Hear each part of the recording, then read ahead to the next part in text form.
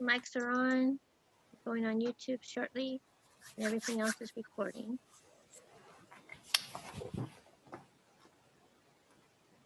All right. One more minute. All right.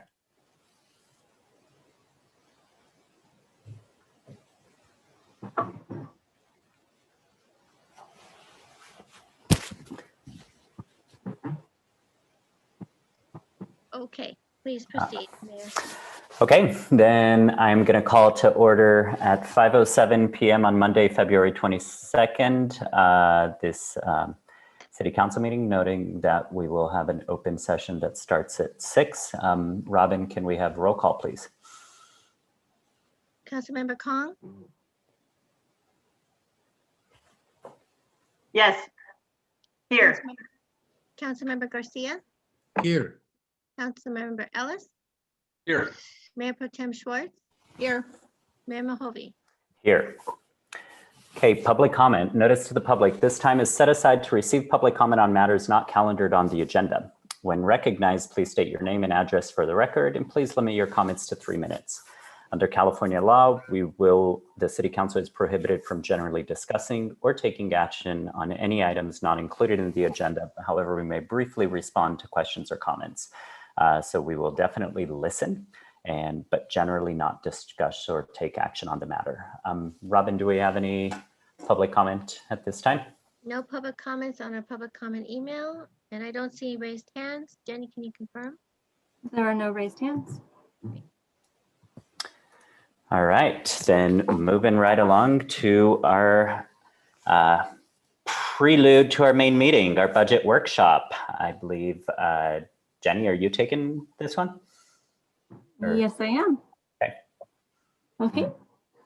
Good evening, Mayor Mahovey and City Council members. Tonight we're presenting the annual mid-year budget reports for the mid-year budget workshop. These numbers are as of February 18th. The fiscal year audit for 1920 is still in process and should be completed in a few weeks. We are still in the middle of the coronavirus pandemic. The budget we are presenting has furloughs ending in February and backfilling one of the 2 vacant police officer positions. You will notice a shift of our unfunded liability from administrative costs to individual departments. This was the city's prior practice until it was changed in 1920 by that administration. The unfunded liability is what causes the majority of the department increases. The 2021 mid-year budget request is as follows. General fund, $2,454,494 increase in revenues with $629,761 increase in expenditures. Sewer fund, $90,731 increase in revenues with $9,190 increase in expenditures. Water fund, $47,778 increase in revenues with $121,428 increase in expenditures. Decrease to the general fund revenues are as follows. Parks and Rec revenue, $21,000, deduction as a result of COVID, and playground grant, $22,048, reduced from initial expected $200K. Total decrease is $43,000. Increase to general fund revenues are as follows.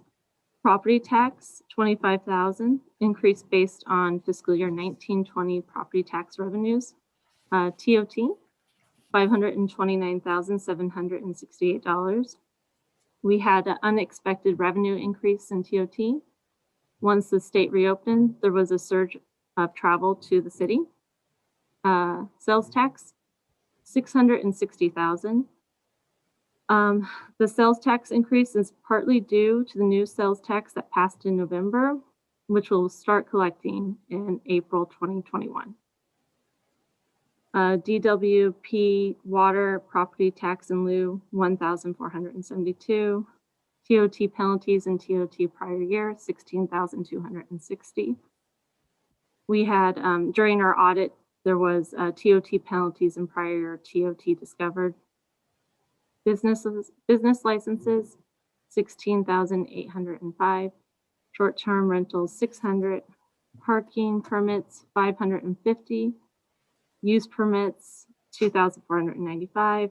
Building permits, 10,000.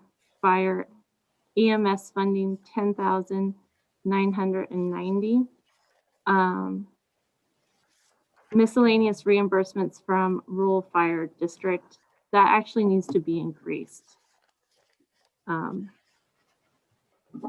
It will be increased approximately 200K.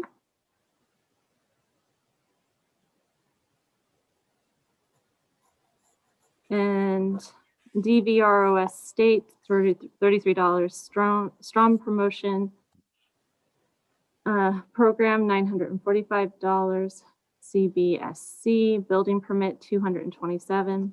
Cell personal property, $1,148. Parks and Rec, $50,460. That's due to the overall increase to Parks and Rec revenue, mainly due to programs restarting and childcare hours increasing due to COVID-19. Fines and forfeitures, $6,000 increased revenue. And then COVID-19 funding, $50,000 for CARES Act funding. So that will be, the final number will be $1,657,022 increase. Increases to the general fund expenses are as follows. This actually needs to be reduced. There are no increases to this city council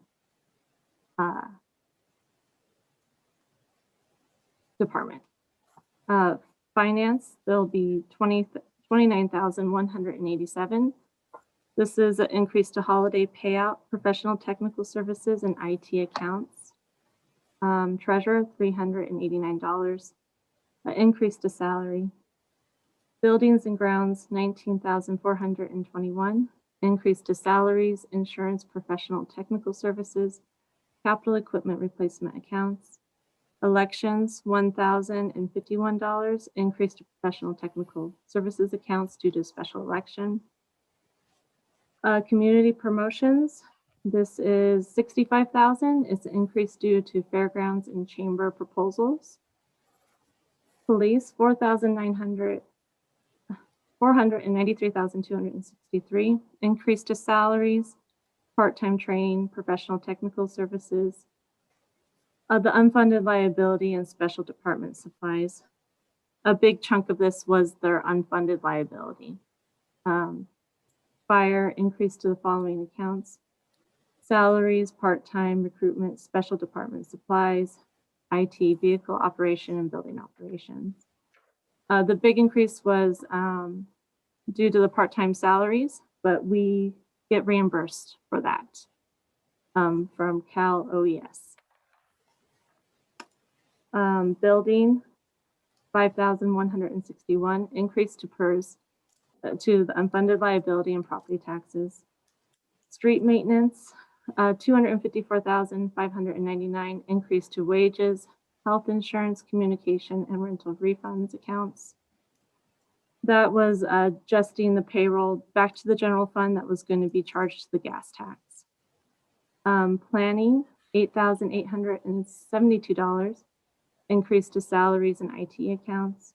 Recreation programs, increase to recreation after school kind pool programs under the, under office supplies, postage, professional technical services, and IT accounts. Decrease to general expenses are as follows. Administration, that's $448,890. That's the reductions to the unfunded liability being moved to the individual departments. And then Parks and Recreation, $68,713. Capital equipment replacement was paid out in fiscal year 1920. Budget impacts to the general fund. the 2021 mid-year budget for the general fund has a increase of $1,657,000. I mean, $1,657,022.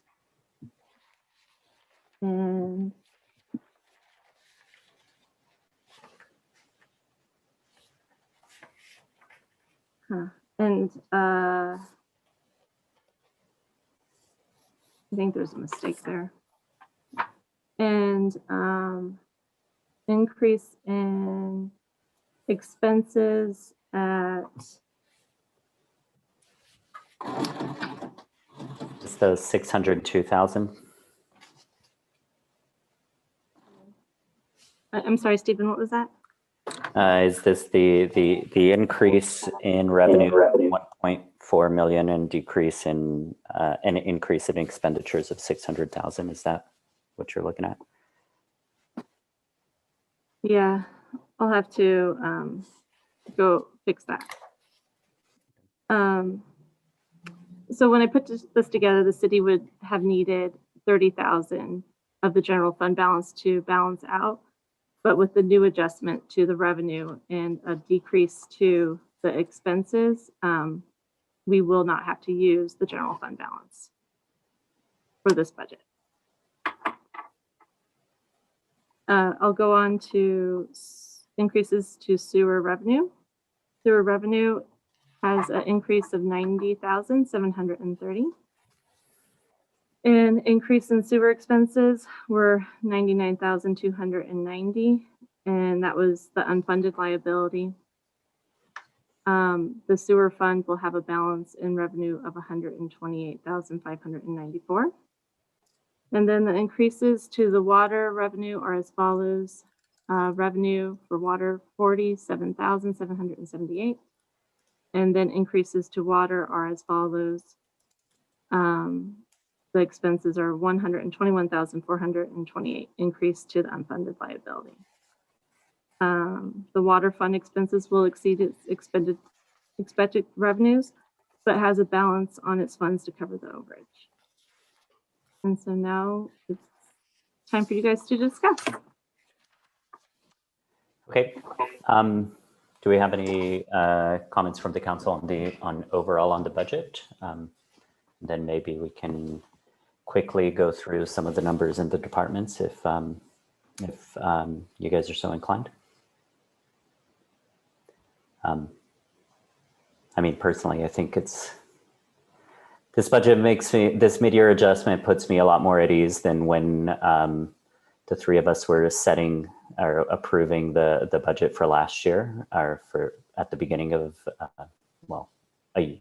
in June of last year. Because at that time we were at the beginning of the pandemic. We went ridiculously conservative on all our estimates for revenue that we were going to come in.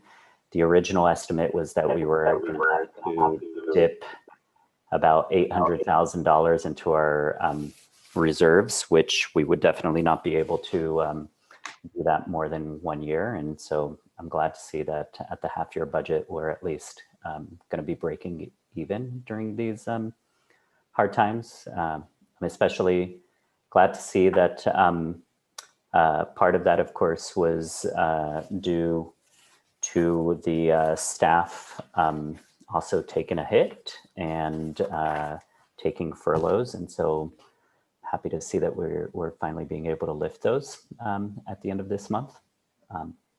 So those are kind of my big impressions on the budget. I do think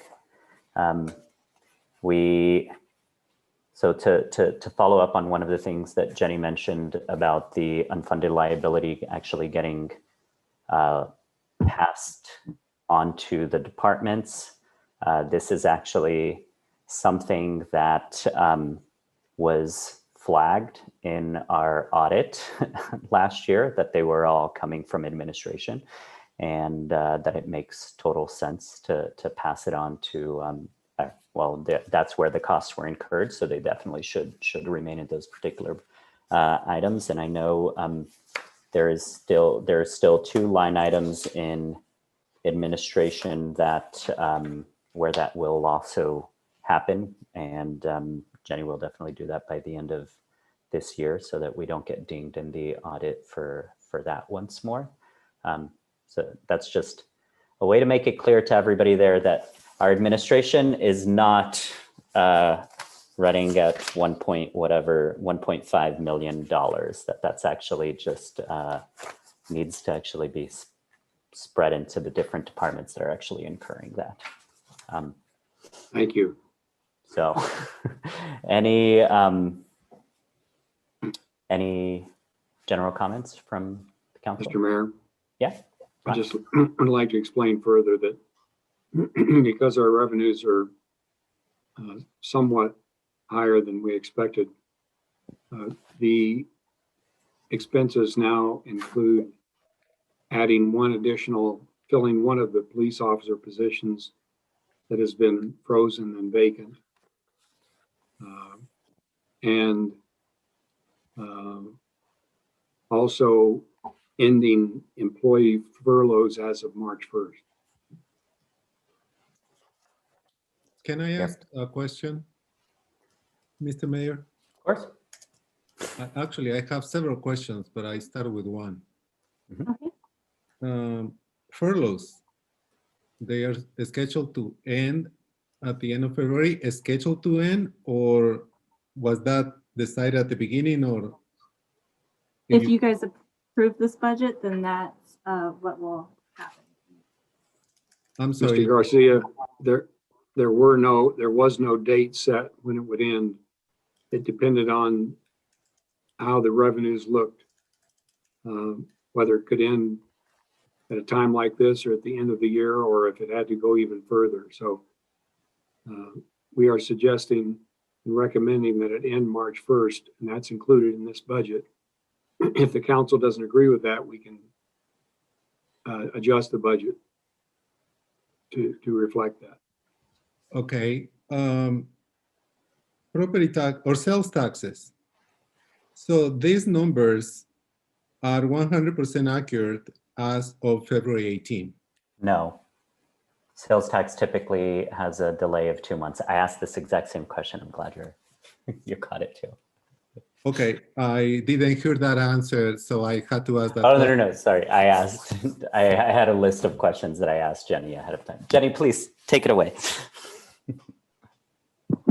I'm asking because the note here says that we will start collecting it in April 2021. So we're not in April yet, but we are collecting $660,000. No, we're not. So go ahead, Jenny. All right, Mr. Garcia.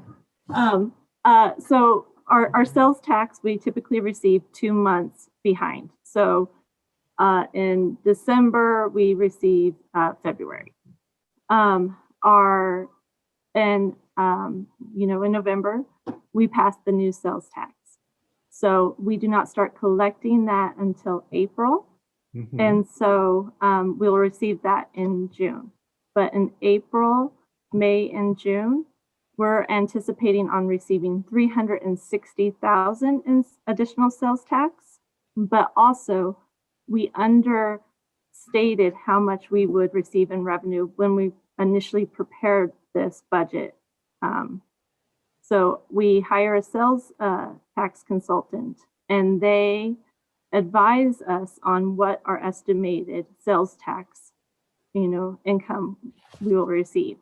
And they estimate that this year we will receive $2.1 million in our regular sales tax revenue. So the 660,000 is an actual amount we received in February, or is that the projection? It's an additional amount being added on to the revenue. So when I proposed this budget, I said that we would receive 1.8 million in revenue when this budget was first prepared. Okay. So COVID wasn't, we were lucky in COVID, and our revenue is actually going to increase. It's going to increase just on our regular sales tax to 2.1 million. And then we are going to receive an additional 360,000 from the new sales tax. I understand that. My question is, this $660,000 listed, did we receive that or is that a projection? Oh, I'm sorry. That's a it's projection. That's a projection. Yes, So this $1.6 million, it's a projection. yes. Part of it's a projection and part of it's actual.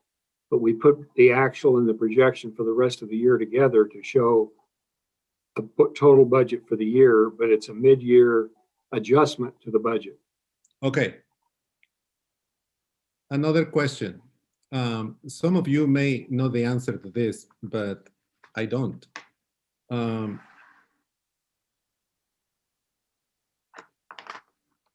Hiring freeze. Is there a date to end hiring freeze? There is no set date, but we're asking as a part of this mid-budget adjustment to end the freeze on one police officer position so that the police department can hire another person because of officers being out on sick leave because of COVID or because they'd been exposed. We've had to spend more in overtime than we had projected. So we think it's wise to fill another position so that we're not having to depend as much on overtime. Thank you. Unfunded liabilities. I'm not going to ask how we ended up with that, but how much do we owe? I would have to get that exact figure for you. I don't have it. I can report that next time. It's something over $3 million. I would say it's more like double that. Double that? The audit last year. And that carries a high interest rate, I believe. That's at 7%. So that's what I'm looking at, options to whether we could borrow the money at a much lower interest rate and pay that off, or I'm working with PARS to, they have a program that would cost us less in interest as well. We'll be bringing recommendations forward in the next few months on that. Thank you. Salaries increases reflected on every department. Was that a salary increase scheduled? Those are just corrections to our budget projections that we're making as of this point. There was no salary increase since July 1 of last year. So this projected salary increases, it's because we're ending furloughs and recommending to start hiring? Yes.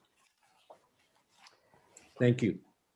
And just to be clear, on the city council page, that the one that we got that actually said there was a salary increase, that was a mistake. There are actually no increases on the city council salary. And that is ultimately why I think Jenny made the remark at the beginning that there is not actually an increase to anything on the city council part, right? Thank you. Did we want to go through quickly some of the departmental sheets?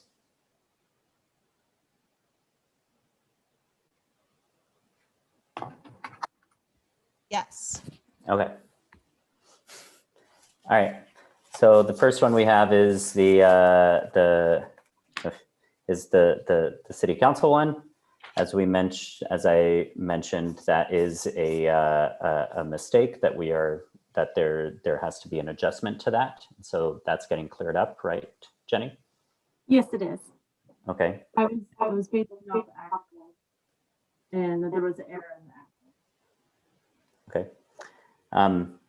I would actually, I'm curious, I would actually advocate lowering the budget remaining for meetings, travel, and conference, because are there any that are going to happen between now and the end of June that anybody knows of? Probably not. Okay, so Jenny, I'd advocate lowering that at least to like by $2,500. Yeah, I had that on my list, Steven. Okay.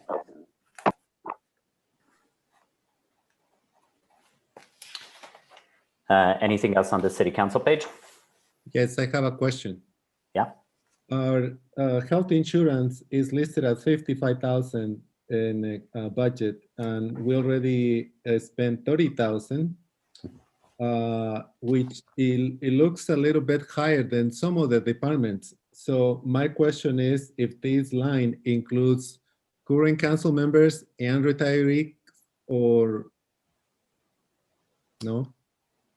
Mm, It's Do you just current council members, and it's been reduced because prior council health insurance are no longer being. I'm sorry, Jenny, I couldn't hear everything you were saying. Oh, I apologize. It includes only current council members. Only current council members. So basically, the That is being previous, adjusted? so it's being adjusted down by $9,400 because the previous council used a lot more of the, had the city pay for their health insurance more than the current council. So, Okay, thank you. Then where does the retiree city council health insurance on the line? It's 4 items below or so, but it doesn't show up.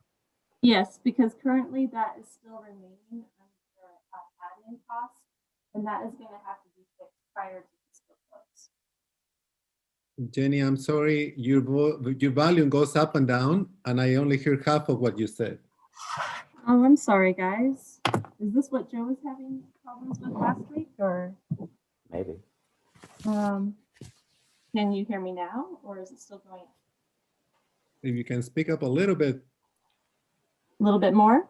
like that. Okay. I apologize for that. So the retiree health insurance is still under the admin line. That is something that is going to have to be updated by fiscal close, but I will present that to you guys before fiscal close, the change. So right now it's still laying in admin, but it will go to the individual departments eventually. Thank you. Mr. Mayor, one more question, and I don't know if I can ask that question because of the health insurance cost. I don't know if you can ask, but I can tell you I don't take it. Well, I'm not taking it either. And I believe there is at least one more council member that is not taking it. So if only 1 or 2 council members are taking insurance, isn't that really too expensive? Let me see if I can find my, Maybe I can ask how many council members are taking the health insurance without names? hold on, let me, I mean, I don't know that that's necessarily going to help with this item at this point, but We can answer that for you later, Mr. Garcia.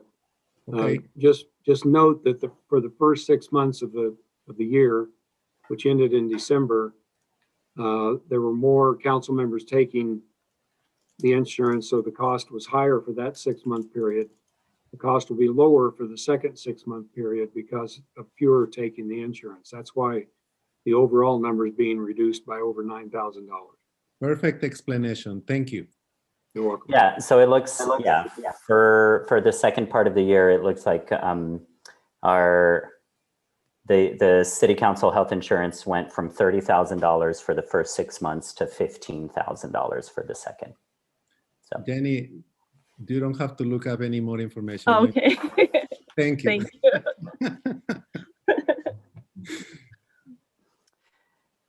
okay, any other questions on the city council page? Well, actually, yes.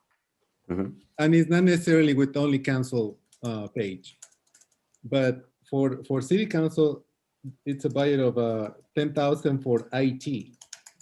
We already spent close to 4,000.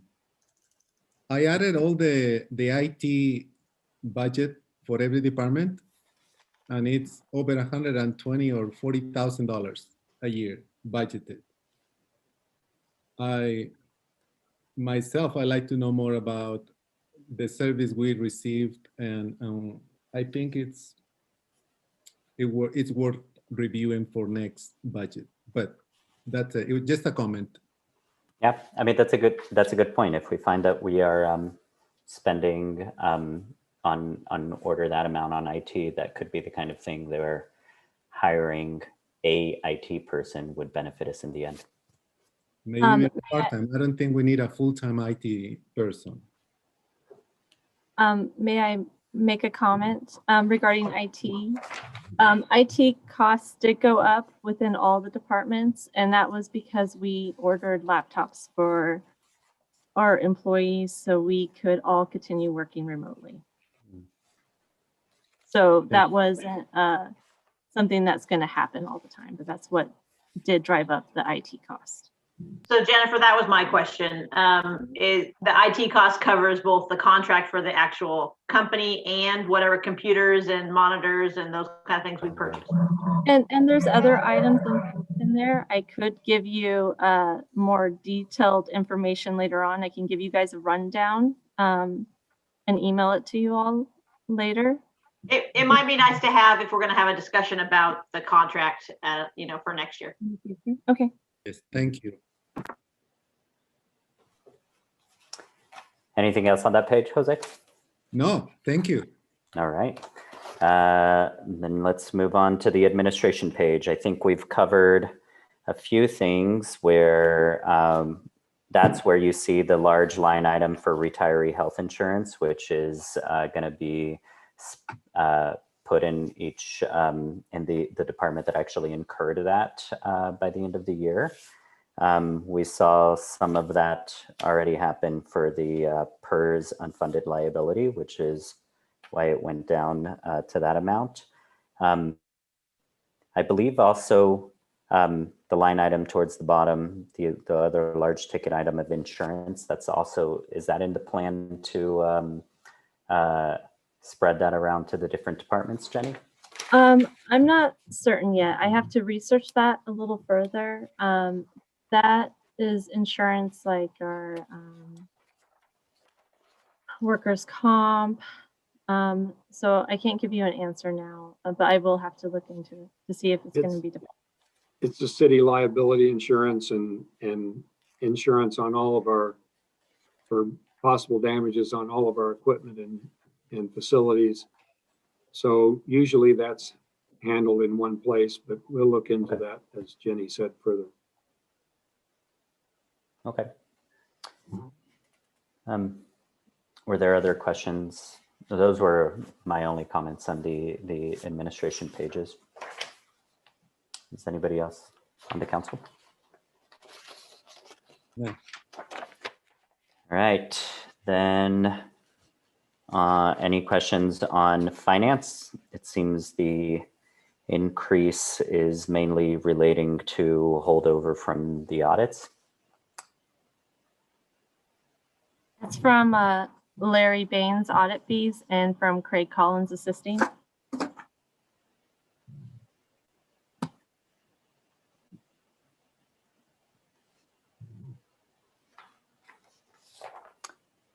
Okay, Those fees should be reduced next year because we're still catching up with things that were left over from before.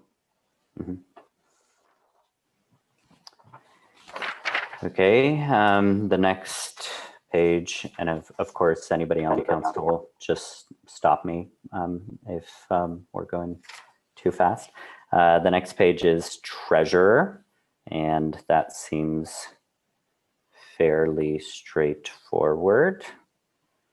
I guess the only question is, did we just improperly allocate the initial salary for some of these positions, i.e. for treasurer? Or?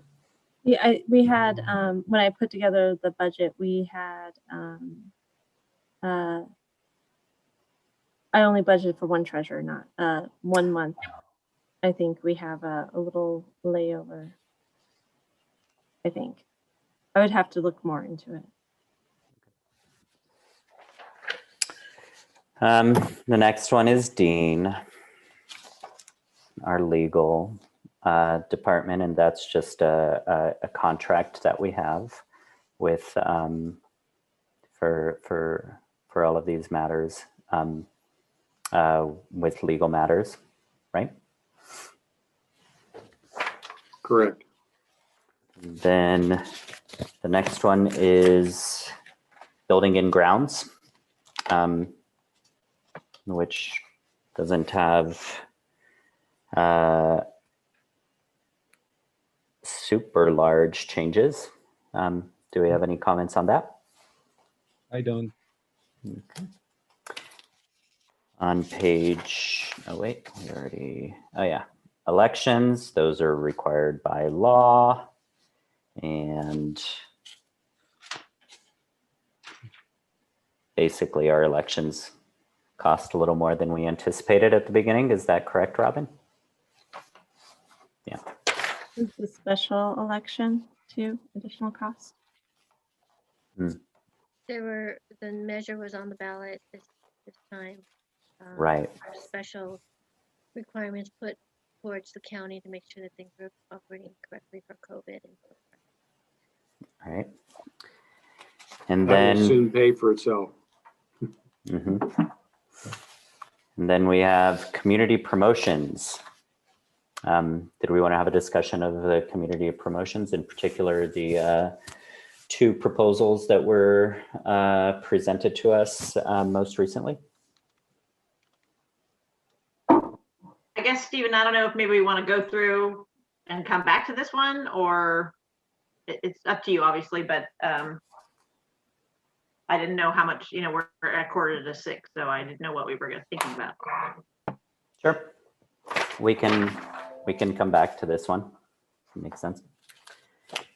Next one was police department. Do we have any questions, comments on that one? There, the largest increase is, of course, having the unfunded liability reflect in the department. I'd imagine retiree health insurance would also increase that part of the budget when that falls in. The increase in salaries, if I recall this, if my memory lasts 40 minutes, is due to backfilling one of the positions that had a hiring freeze. And so now the finances are in more of a place to be able to backfill those. Do we have any indication if backfilling that would, what impact that would have on overtime wages? It would significantly reduce overtime, as well as watch commander, which is very minimal, but it would reduce those overtime between, like Ron said, COVID. We had one employee out for about 2.5, 3 months. So that was, we had to backfill his position due to our current staffing. So there was overtime incurred there. And then even our current deployment with everyone back, we are still having some overtime to fill some of the positions. So it would definitely reduce our overtime budget. Josh, can you give me an estimate of the percentage, how much the overtime budget will be reduced by? Um, For an amount? at least a quarter, I would say, in overtime. Okay, thank you. Should was- I? Oh. I apologize. No, go ahead, Jennifer. Should I adjust that increase in, because right now I have an increase of 28,000 on there, almost 29,000. Should I decrease that or leave it the way where it is? I think that reflects overtime that we've already spent more than overtime in the future. So I think probably it should stay the same. And I was wondering, these adjustments take into account the money saved by, the lieutenant and the acting chief and all that stuff, it all is Yeah. in the wash? Yeah. Okay.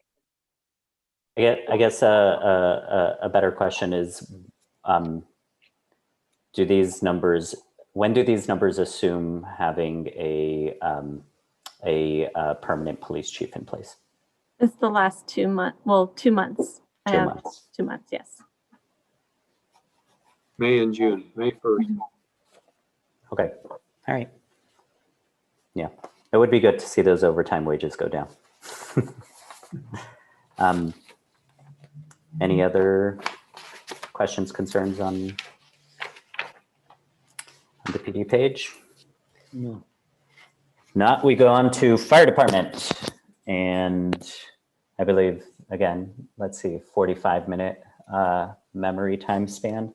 The part-time salary increase is from our firefighters going to 5 fires elsewhere in the state, and we're going to get reimbursed in full by Cal OES. Is that correct? Yes. Stephen, I forgot one question about the police. I'm sorry. I know you guys are not currently doing fingerprinting, so do we need to adjust that number at all? I would say no. We will hopefully be doing it.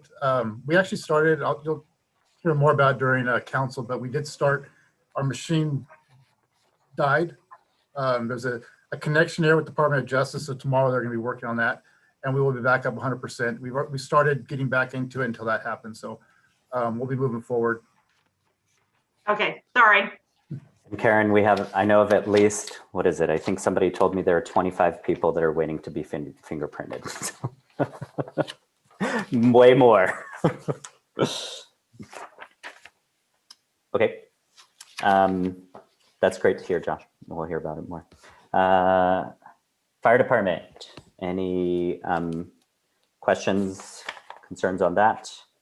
I'm glad we're actually adding to our capital equipment replacement, since that was one of the items that we had agreed that we need to be having more regular maintenance of all of our capital equipment. And last year, when we were creating the budget during the roughest part of COVID, we completely killed. And so I'm glad to see that start to get refilled there.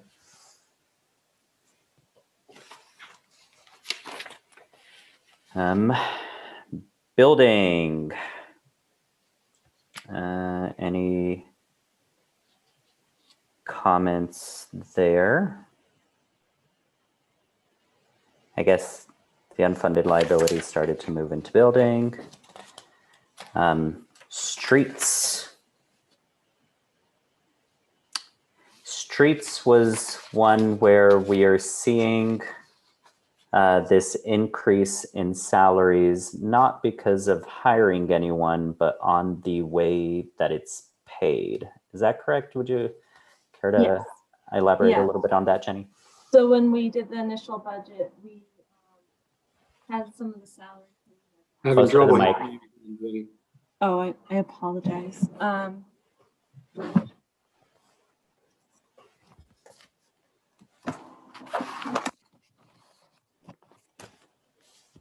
Sorry, guys, my computer's acting up.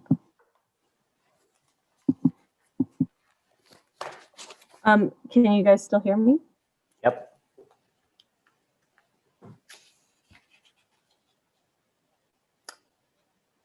Except now you're completely frozen. And now you're moving. So, I mean, I don't want to steal her thunder. Sorry, it died. What was the, gas tax. When we put together the initial budget, it was, the salary was going to be on the gas tax fund. That salary hasn't hit the gas tax fund yet, so we're moving it back to the general fund for now. We may do a adjustment at the end of the year to move it back to the gas tax. But right now we're just moving where it's hitting. Okay, so it doesn't actually reflect an increase in salary. It's just how that salary is being paid for, whether it's paid for from the general fund or the SB1 fund, because those are two separate funds. And we don't have a mechanism to charge salary directly from SB1 at this point. And we'll work on that in the future. Yes. And is that capital improvement money that's been added there? Is that earmarked for something, or is that just replacing what had been taken out initially? Or I'll answer that, Jenny, if you'd like. Yes, please. So for the Spruce Hamby sidewalk project, we were underfunded by about $70,000-ish when we opened bids. We had already promised in our resolution with the state that we would use those funds from the RMRA road rehabilitation, which is actually the gas tax. We could use that money to fund the rest of the project. So once the project closed out, now we know how much we needed to move over. I didn't want to give back 940,000 because we didn't have 70. makes perfect sense. Okay. And then Parks and Rec, I think the biggest discrepancy there is from the playground, the $200,000 that we spent on the playground, and we had anticipated we were going to get reimbursed for that, but do you want to comment on that? Is Carrie here? Carrie, do you mind giving the explanation as to what happened, why the amount was reduced that we received on the playground equipment? Can you guys hear me okay? We can now, yeah. Okay, so we have all of our paperwork in for the grant. The contract has been signed on our end. We're just waiting for it to come back on their end, and we'll get $178,000 back for the reimbursement of that. And why was that less than the 200K? The state allowed Elaine to apply for the 200,000, but they decided what we were going to get. Okay, thanks. I see. Okay. So at least, yeah, and spending 20,000 of the general budget on playground that lots of kids have reached out to me about. Is a good thing. Any other questions on Parks and Rec? Planning. So the majority of the planning budget is, of course, the Caltrans grants and everything else that all the rezoning that the downtown specific plan. Is that correct, Elaine? Can you guys hear me okay? Yep. Fabulous. Yeah, so the bulk of the planning budget is all in grants. I think the largest grant that's contributed to the budget is that Prop 68 Green Infrastructure Grant, which is $490,000. And then there's approximately $350,000 allocated this year for the downtown specific plan and mixed use overlay grants.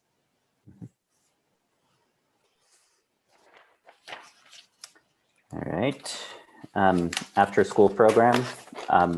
Our after-school programs have always been a great service to the community and have always operated either like having revenues match our expenditures or very closely thereof. So I personally think it's a great thing to see it increase, and I would love to see more after-school programs as we move on. Same with kind. Next item. Same with the pool. I guess the major increases with the pool is that now we are actually planning for an opening of the pool. So we need to budget for that. Whereas last summer we were planning on having it shut down. Is that correct, Dan? That is correct.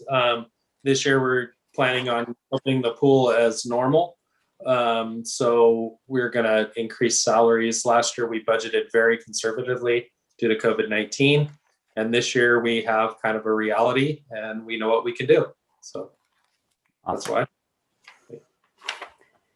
And then the last item from the general budget is the summer camp, which I see no adjustments there.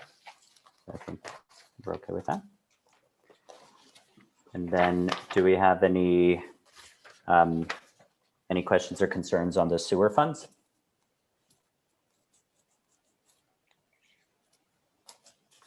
And the last one is our water funds. Nope. Mayor, how do their salaries go down in those two departments? I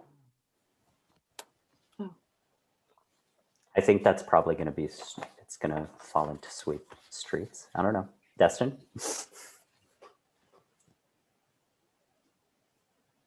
Sorry, Councilman Ellis, could you repeat that question?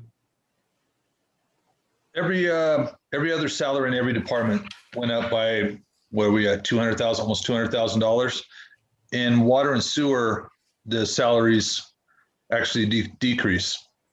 How's that? Didn't we have somebody retire and not get replaced? That's what I was going to say. We actually have not replaced my old position as well as the supervisor position. So we had a pretty big decrease actually. So yeah, we're too short staff wise, 2 people.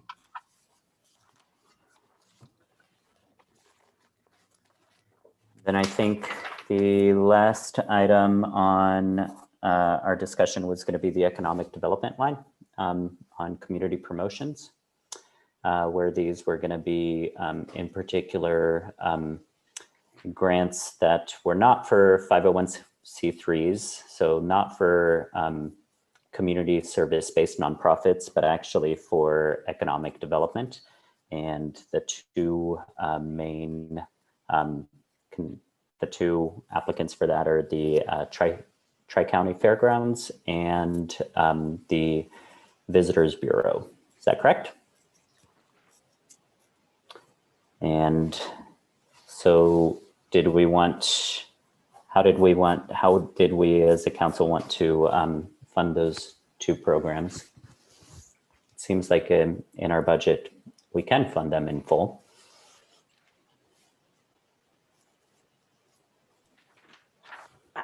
I guess Go no, ahead, Karen. please, Karen, you haven't said anything all night. Go ahead. I think the amount allocated is fine. I would like to, for our next year's budget, have it be a contract versus just a flat out grant. And the Karens are in sync. That is almost exactly what I was going to say.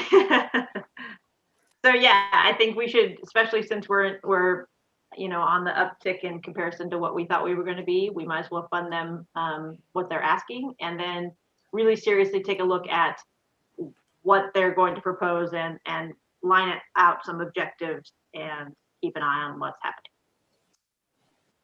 We'll be happy to pursue that. I agree completely. I do think, this will, the next fiscal year is starting in 4 or 5 months. And I'm really looking forward to actually having a contract with actual deliverables so that we don't have to go through this kind of ad hoc process every time. We did have did we have any, I guess, do we have any public comment on our budget discussion?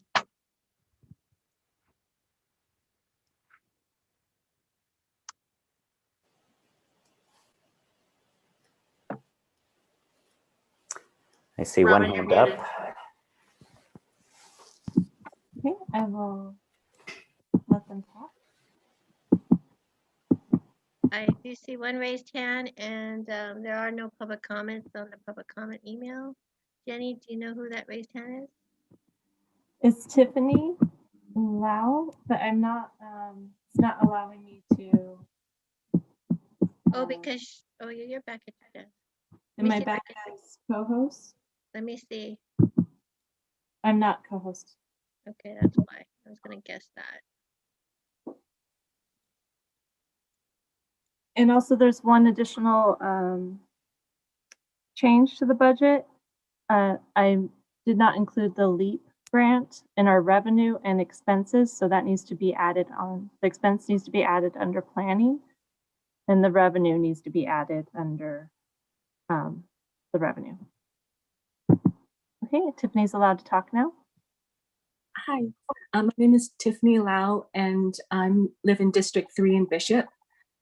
If I understand correctly, the extra officer, police officer position is to deal with the overtime necessitated from officers needing to take sick leave from contracting COVID-19. When the pandemic is finally behind us, does that leave us with one more police officer than we had before when the department was fully staffed to meet the need of the city? Who wants to take this? I mean, I'm happy to comment on it. You want me to touch on it?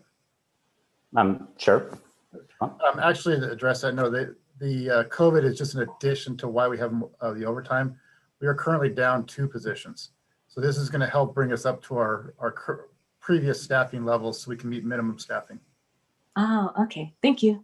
You're welcome. Yeah, the other thing that I was going to add to that is one of the officers got switched over to being a school resource officer, right? And we didn't backfill that. And then we also had another position that wasn't backfilled, and I believe even another one. Okay. Any other comments or questions? I have one final comment. You can hear people say you look at a community's budget and it reflects their values. And so I would like to come up with maybe a strategic plan budget workshop for our next fiscal year, because we have so many projects that the community wants, just for mobility projects and Main Street improvement projects, which we're working on. But I think having a conversation, 2 months ahead of our next fiscal year's budget to give staff guidance on, what we really see as values that we want our money spent on as a community would help guide this process for a future that people are looking forward to. I think that's a great idea. I would support that. Maybe as part of, I guess we could have a visioning mission definition for the next year, probably, ideally next month, maybe. Yeah, Then- this is going to be the same council for the next 2 years, so it's a good time to get, all of our stars aligned on what we want, at least for the next 2 years. Yeah, I agree. Agree. Agree. Okay. Awesome. Then we can move right along with open session. Do I call it again to order at 6:06 p.m.? I have one question, just so you guys approve the budget as is. Well, that's later in our agenda. Oh, yeah, That's I was gonna make the updates on it and then present it. Oh, So you guys approve of the changes that you've made, so I can go ahead and add those so I can present them for approval? I believe, yeah. Benny, I'm sorry. I can't push my buttons on my computer fast enough. Are we not going over Sunrise? I did not include that. Was not included. No. I'll have to bring that up at maybe the next meeting. I apologize, Carrie. I see there's a raised hand. But is that a question on the budget, or is that somebody getting ready to give the invocation? Oh, that's me. Since you said you were going to open session, just wanted to get ready for invocation. All right, okay. Okay, so let's call to order our open session at 6:08 p.m. on Monday, February 22nd. Today, we're going to have a blast from the past for our invocation. Will be by Pastor Chris Costello. And then, so everybody please stand for that. And then afterwards, our Pledge of Allegiance will be led by Jim Ellis. All right. Hello, Mayor Pro Tem, staff, chiefs, Ron, Dean. Good to see all you guys on the webinar. Can I invite you to bow your heads with me as we pray? Father, I come before you in the name of your son, Jesus. And again, I thank you for the city of Bishop. I thank you for its leaders, for all of the incredible staff that we have. And I ask, Lord, that this meeting, Lord, with the different items that need to be talked about, Lord, that there be clarity, that there be wisdom. I pray, Father God, for our council members, that you would continue to give them wisdom, that you continue to direct them, Father, to do what is right and best at every decision for our city, for its people. And so I ask, Lord, your blessing on our city and your blessing on this meeting. And I ask it in Jesus' name. Amen. Amen. Okay, ready to join me in Pledge of Allegiance? Ready? Begin. Pledge allegiance to the flag of the United States of America and to the republic for which it stands, one nation, under God, indivisible, with liberty and justice for all.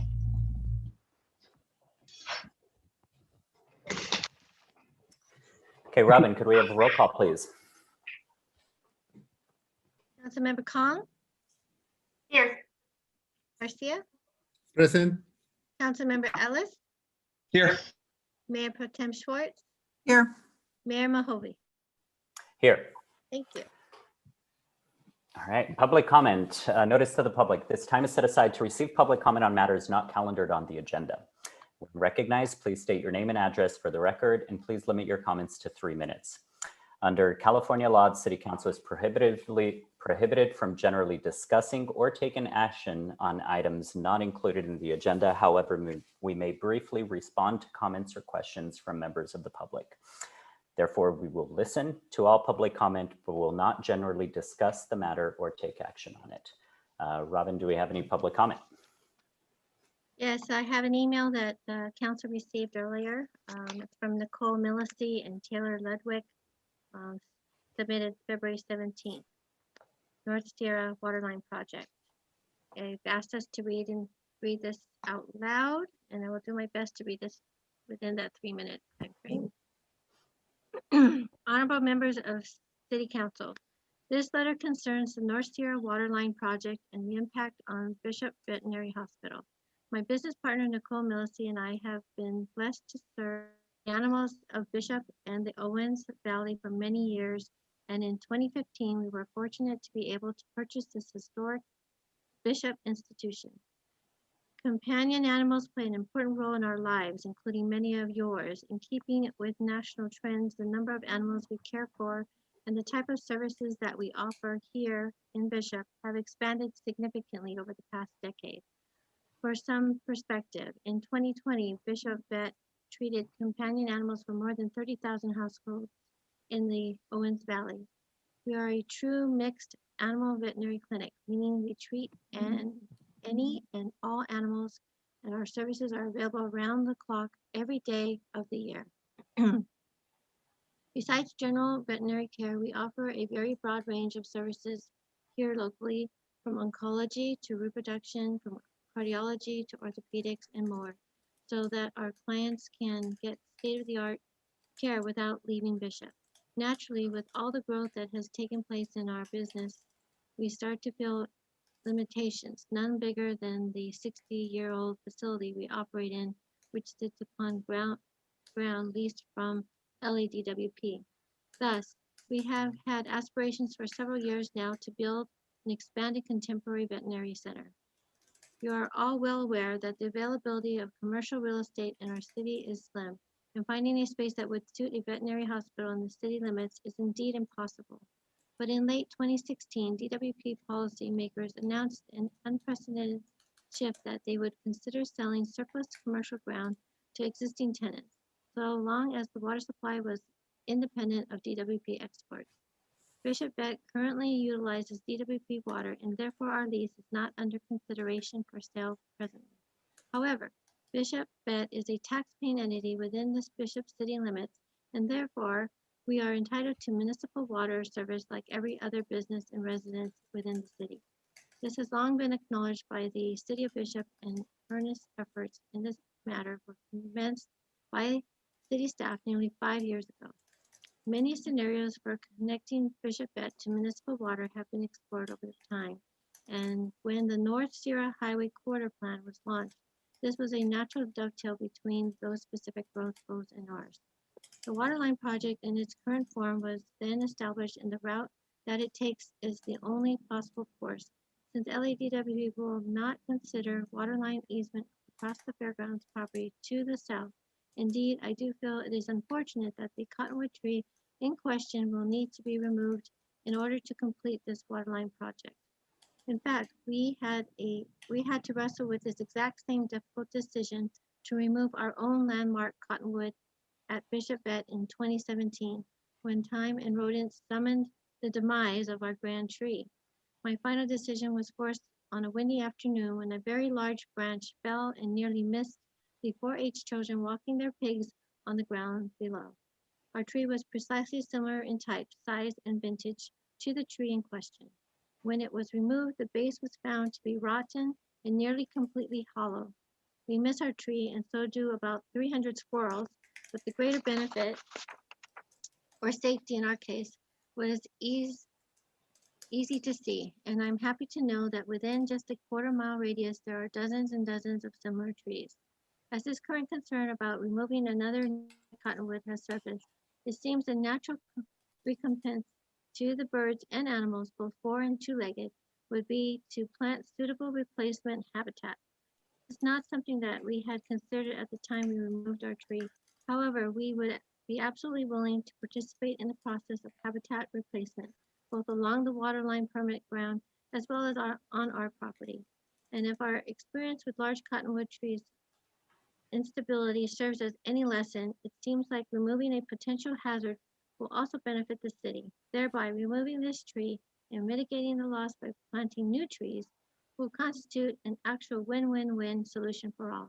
In closing, we request that the city continue as planned and move forward with this project as scheduled, while simultaneously organizing a mitigation plan with all stakeholders. Signed, Dr. Taylor Ludwig and Dr. Nicole Millisey. I do not see any other public comments listed at this time, and I do see one raised hand. Okay.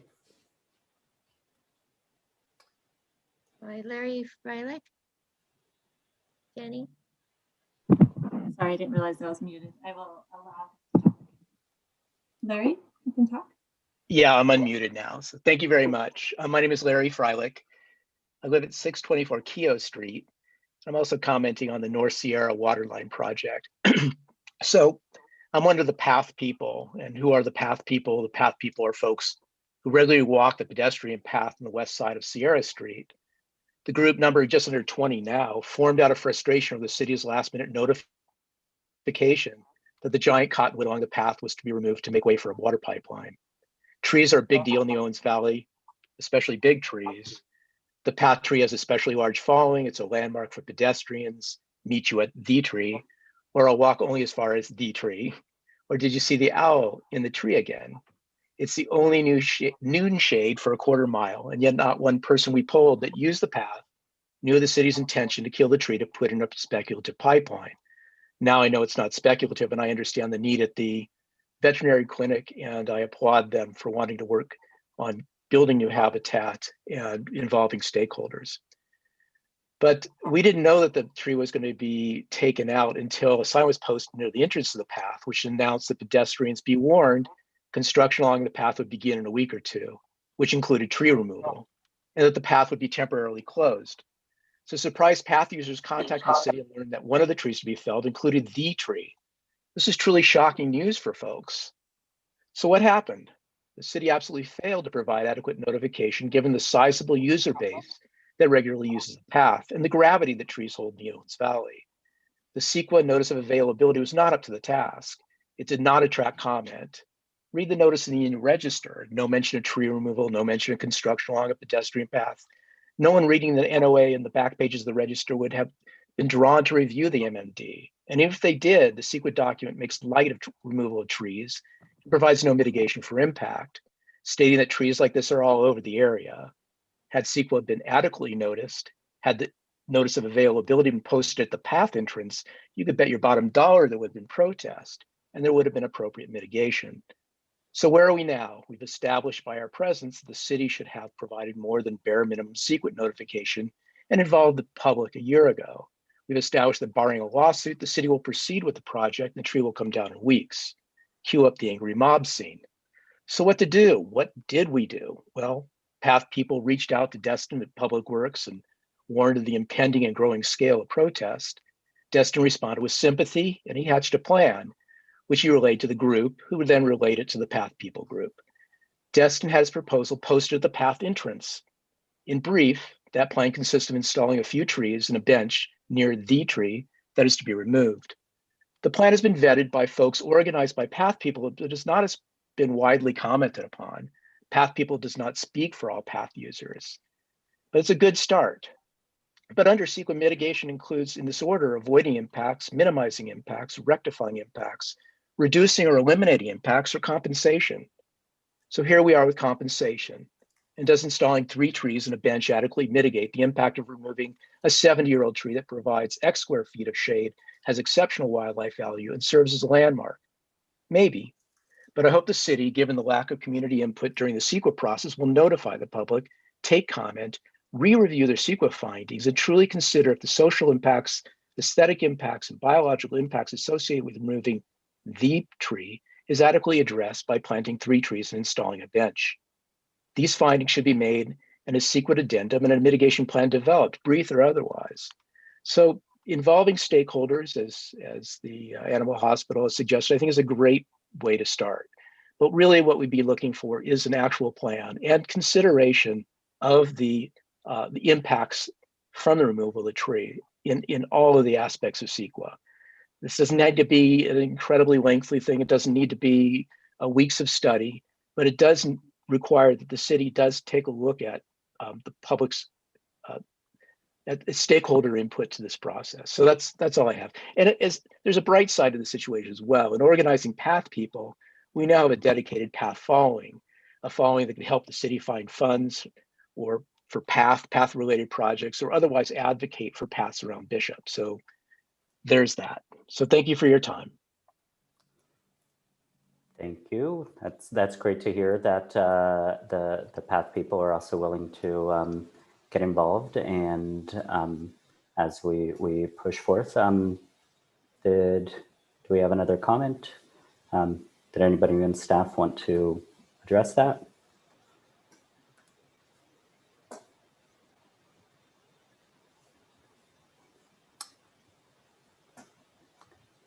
Okay. I see We have another hand raised. Taylor Ludwig.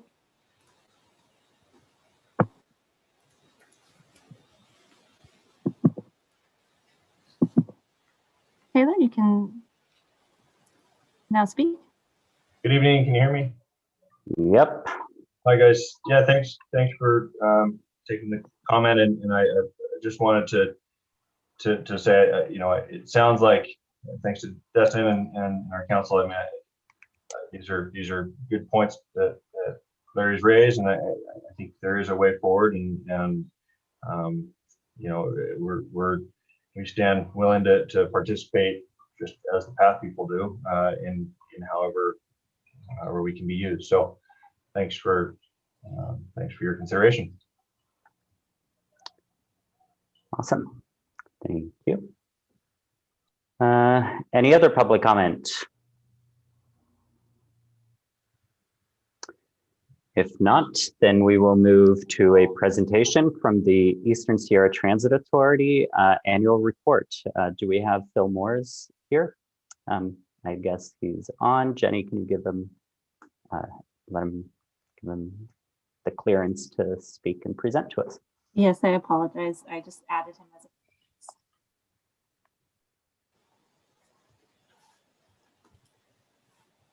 Hello. Good evening, everyone. Phil Moores with, am I still muted?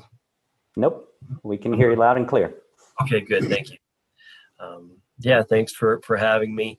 Got a brief presentation, an annual report for ESTA. The Joint Powers Agreement requires that I run the annual report through the 4 members, and this is the first one. I did give it to the board, the ESTA board, so I apologize, Councilman Swartz and Ellis. You have to listen to it again, but maybe you'll hear something new. So yeah, again, my name is Phil Moores. I'm the Executive Director of Eastern Sierra Transit.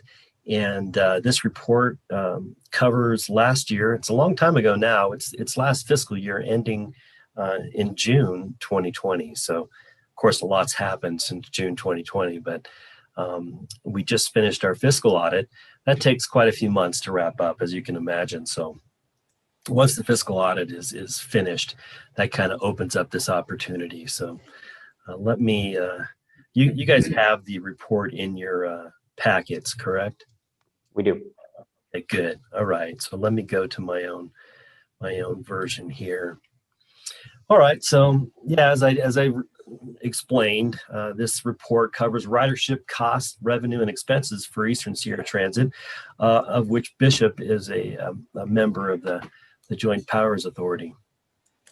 So we have several projects that started, last year and are still kind of continuing. The Bishop Operations Facility at the airport is hitting a bump or two along the way, but I'm hoping to get the architectural and engineering planning going and move forward with our project. But more to come on that in the next few weeks or months on that project.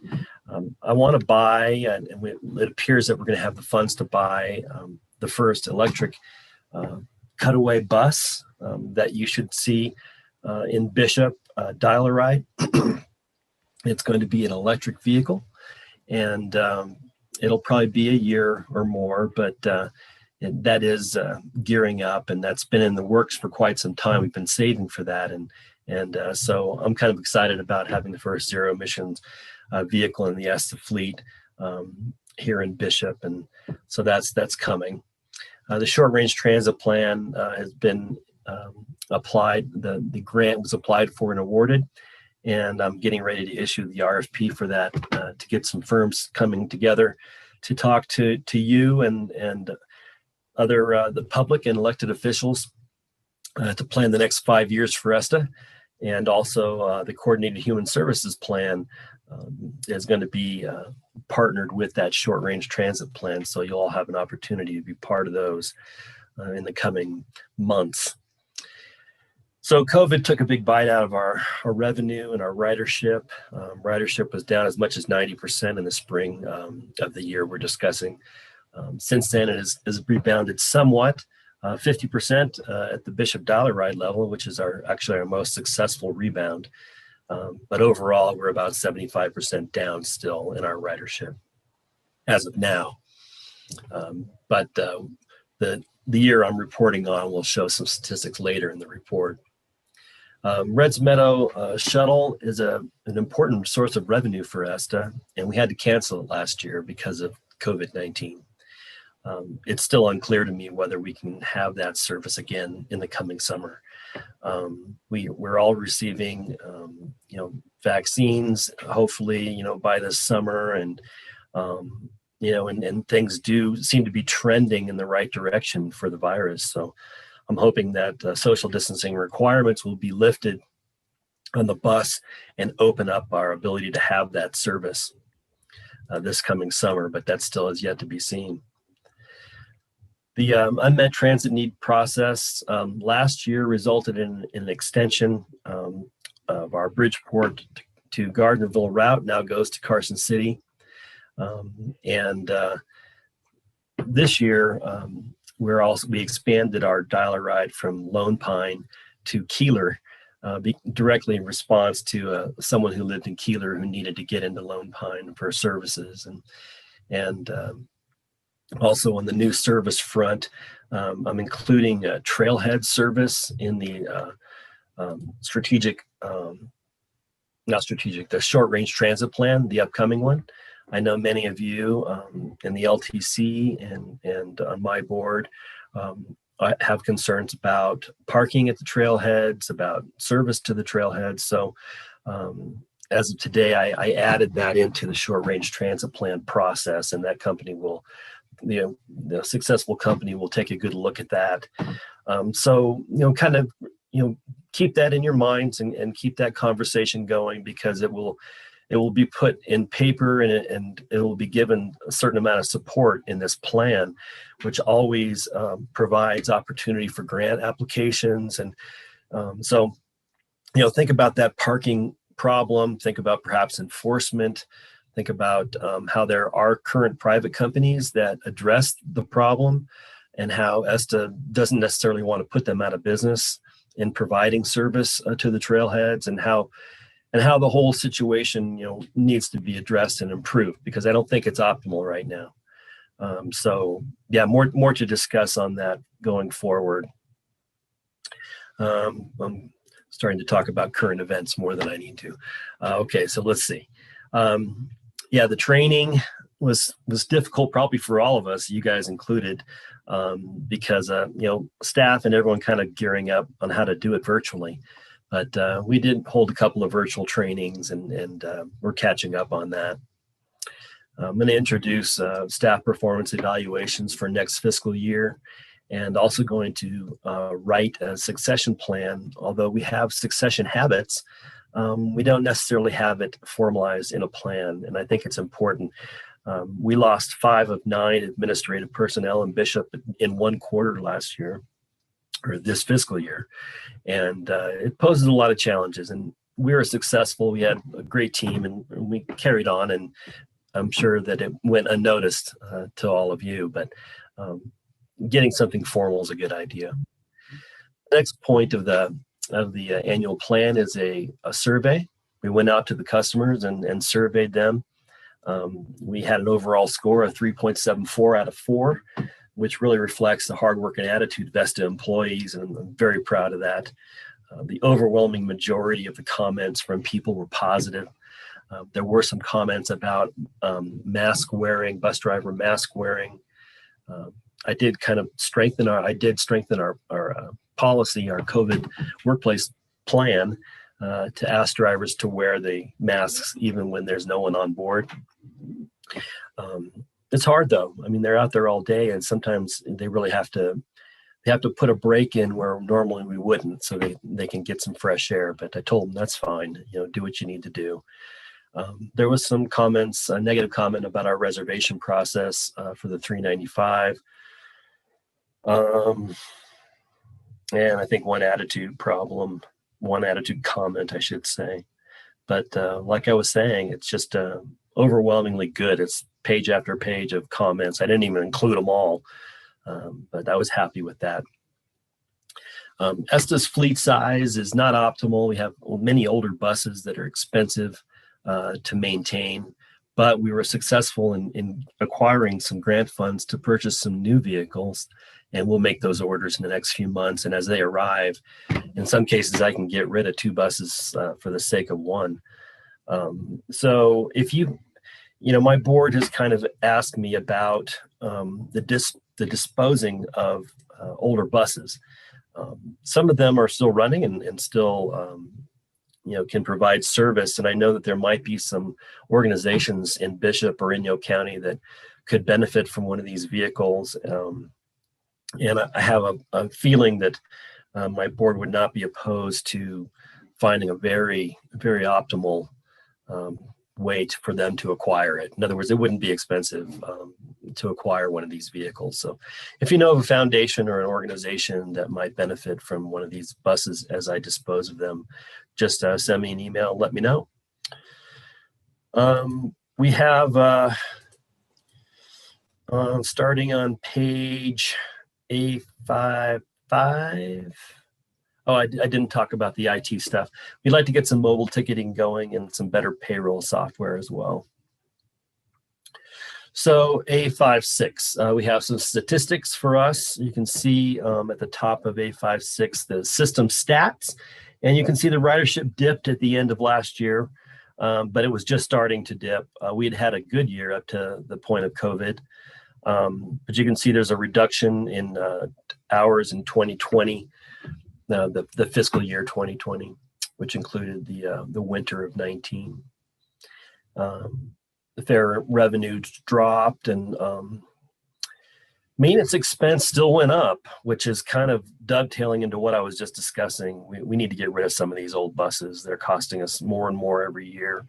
I'm excited about the electric vehicles because they have a much simpler drivetrain, and they've shown to reduce maintenance expense significantly. So that'll really help us.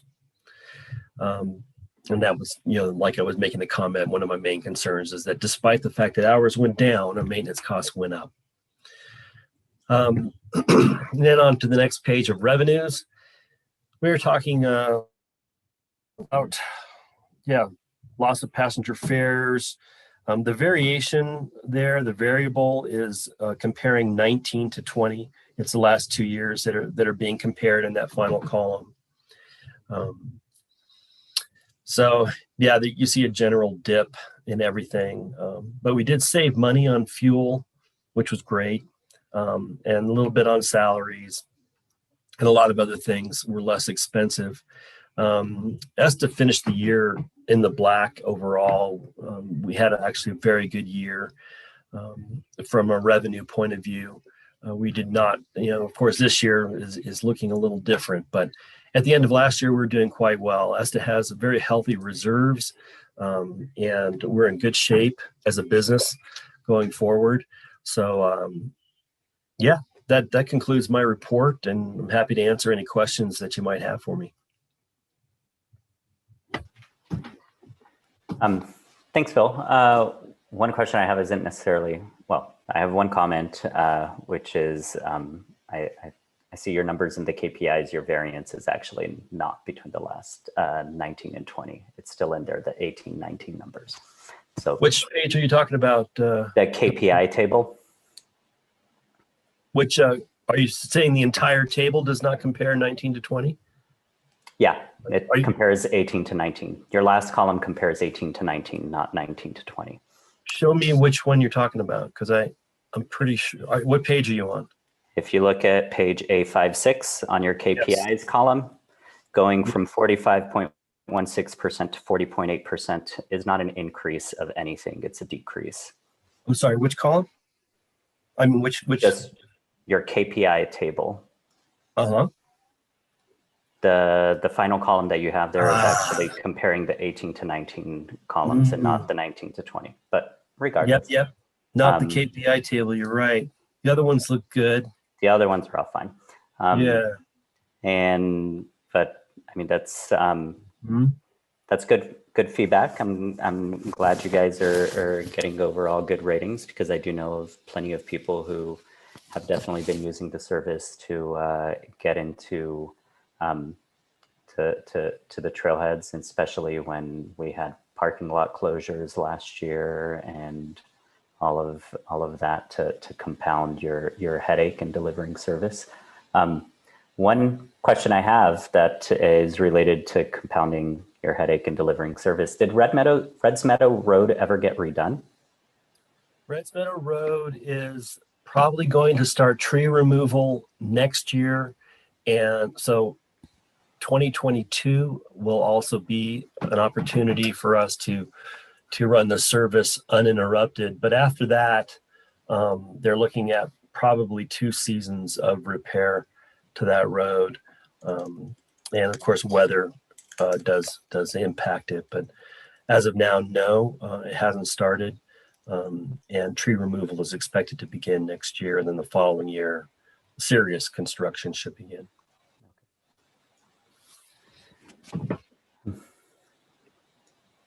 Any other questions or comments from the council?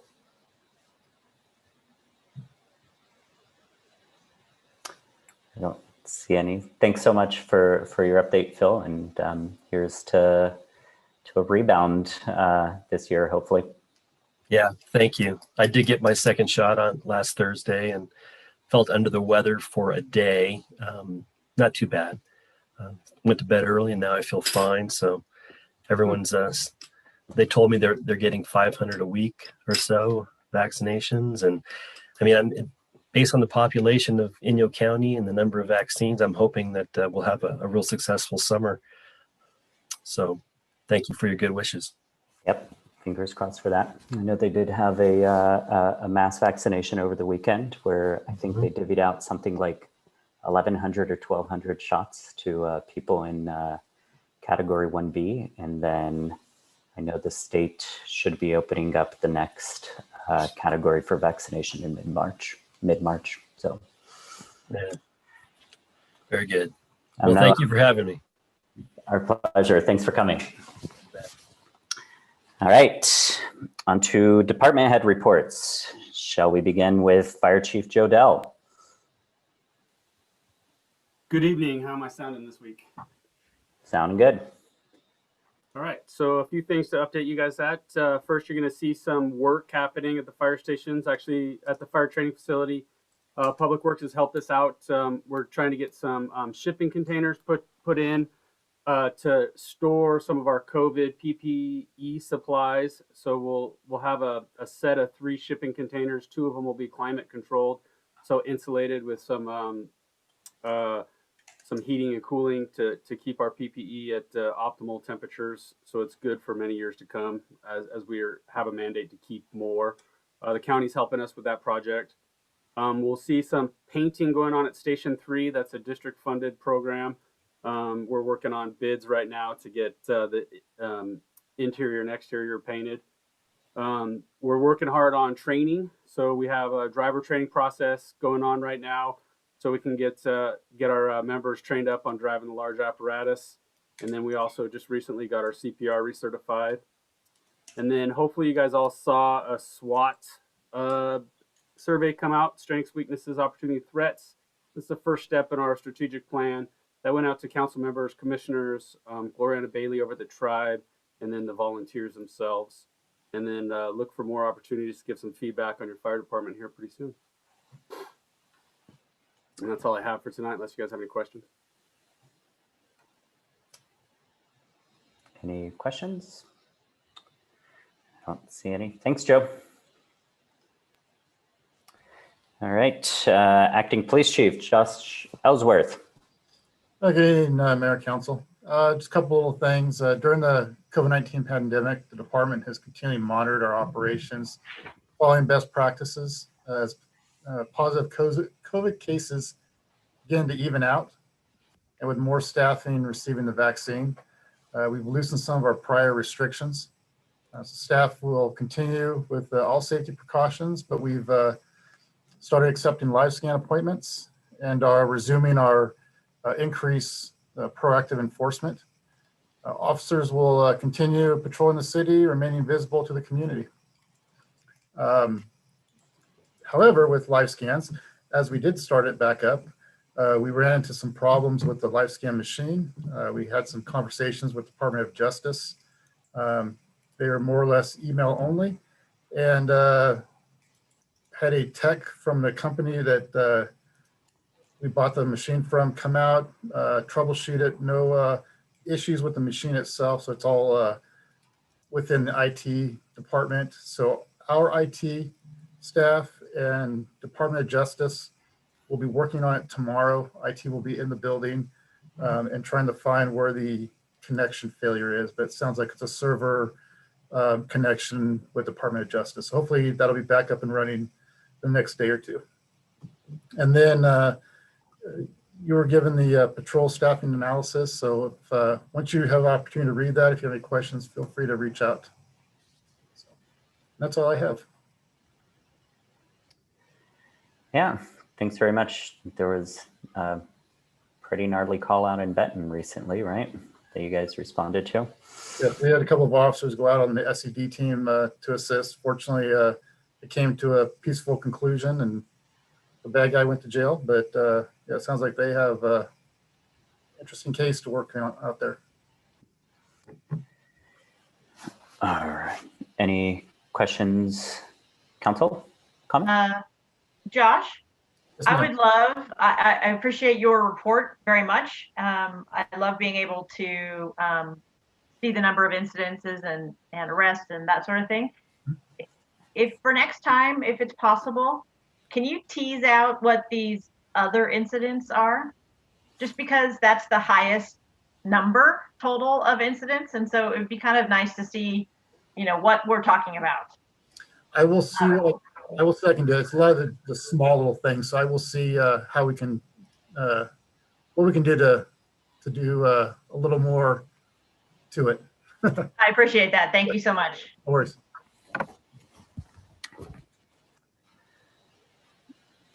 All right, thanks, Josh. Next up, Public Works Director, Destin Deshawn.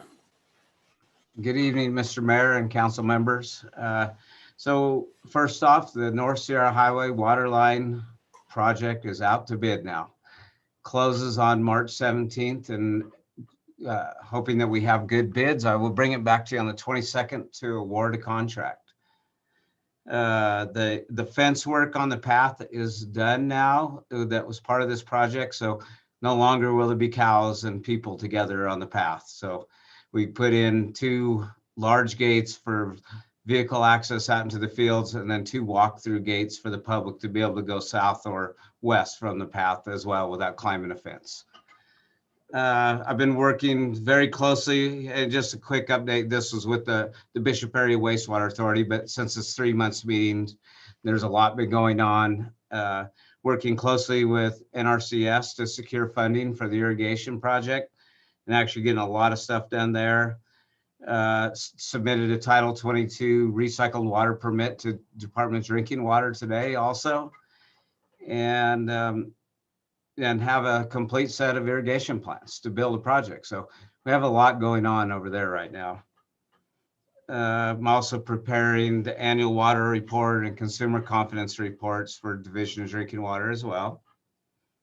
And I guess it's not really agendized, but I have spoke with LTC Commissioner, or actually staff, John Pinkney, and we shall submit something for the next LTC meeting to LTC to formally have LTC go to Caltrans and request our crosswalks and speed feedback signs. So that'll happen next month. But other than that, unless you have any questions of me, that's all I have. Oh, that's great to hear. And yeah, you got all those comments on by our deadline after the meeting. So that's great. Correct. Yes. And then it's open again for all the public. So everybody can go on and make all those comments as well as the public. Mm-hmm. Any comments, questions? All right. Thank you, Destin. Community Services Manager, Dan McElroy. Good evening once again, Mayor and Council. Just a quick update from the Community Services. We've been fortunate to receive some spare parts for our playground. Our new playground a couple weeks ago had been either vandalized or some parts had broken. But we got the playground back up and running, one of the big bucket swings. We've begun to do some path work around the path, the new Spruce Hamby path with dirt, just to make it mowable and easier for summertime as we get into our weed season and being able to do weed abatement back there. Also done most of City Hall, Waylon and Sam, and we're going to be starting in the park and at Sunrise Mobile Home Park with some tree work in the next couple weeks. And then, as you guys see down on the consent calendar, but we are beginning our hiring program to get our summer staff back. And we have a Parks and Rec Commission meeting this week. And Carrie also signed us up for some trainings through JPIA to do some Parks and Recreation trainings at City Hall. And that's all I have, unless you guys have any questions or comments for me.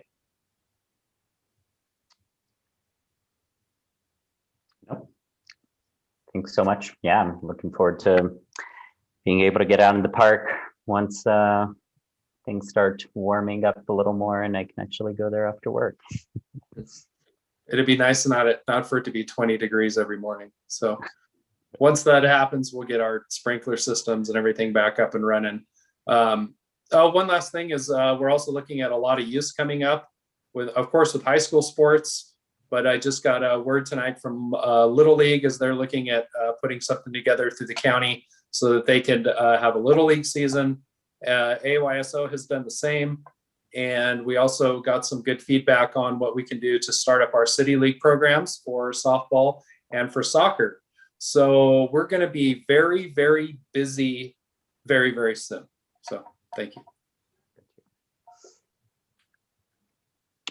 All right, moving on to our Associate Planner, Economic Development Coordinator, Elaine Kabala. Good evening again, Mayor Mahove and Council.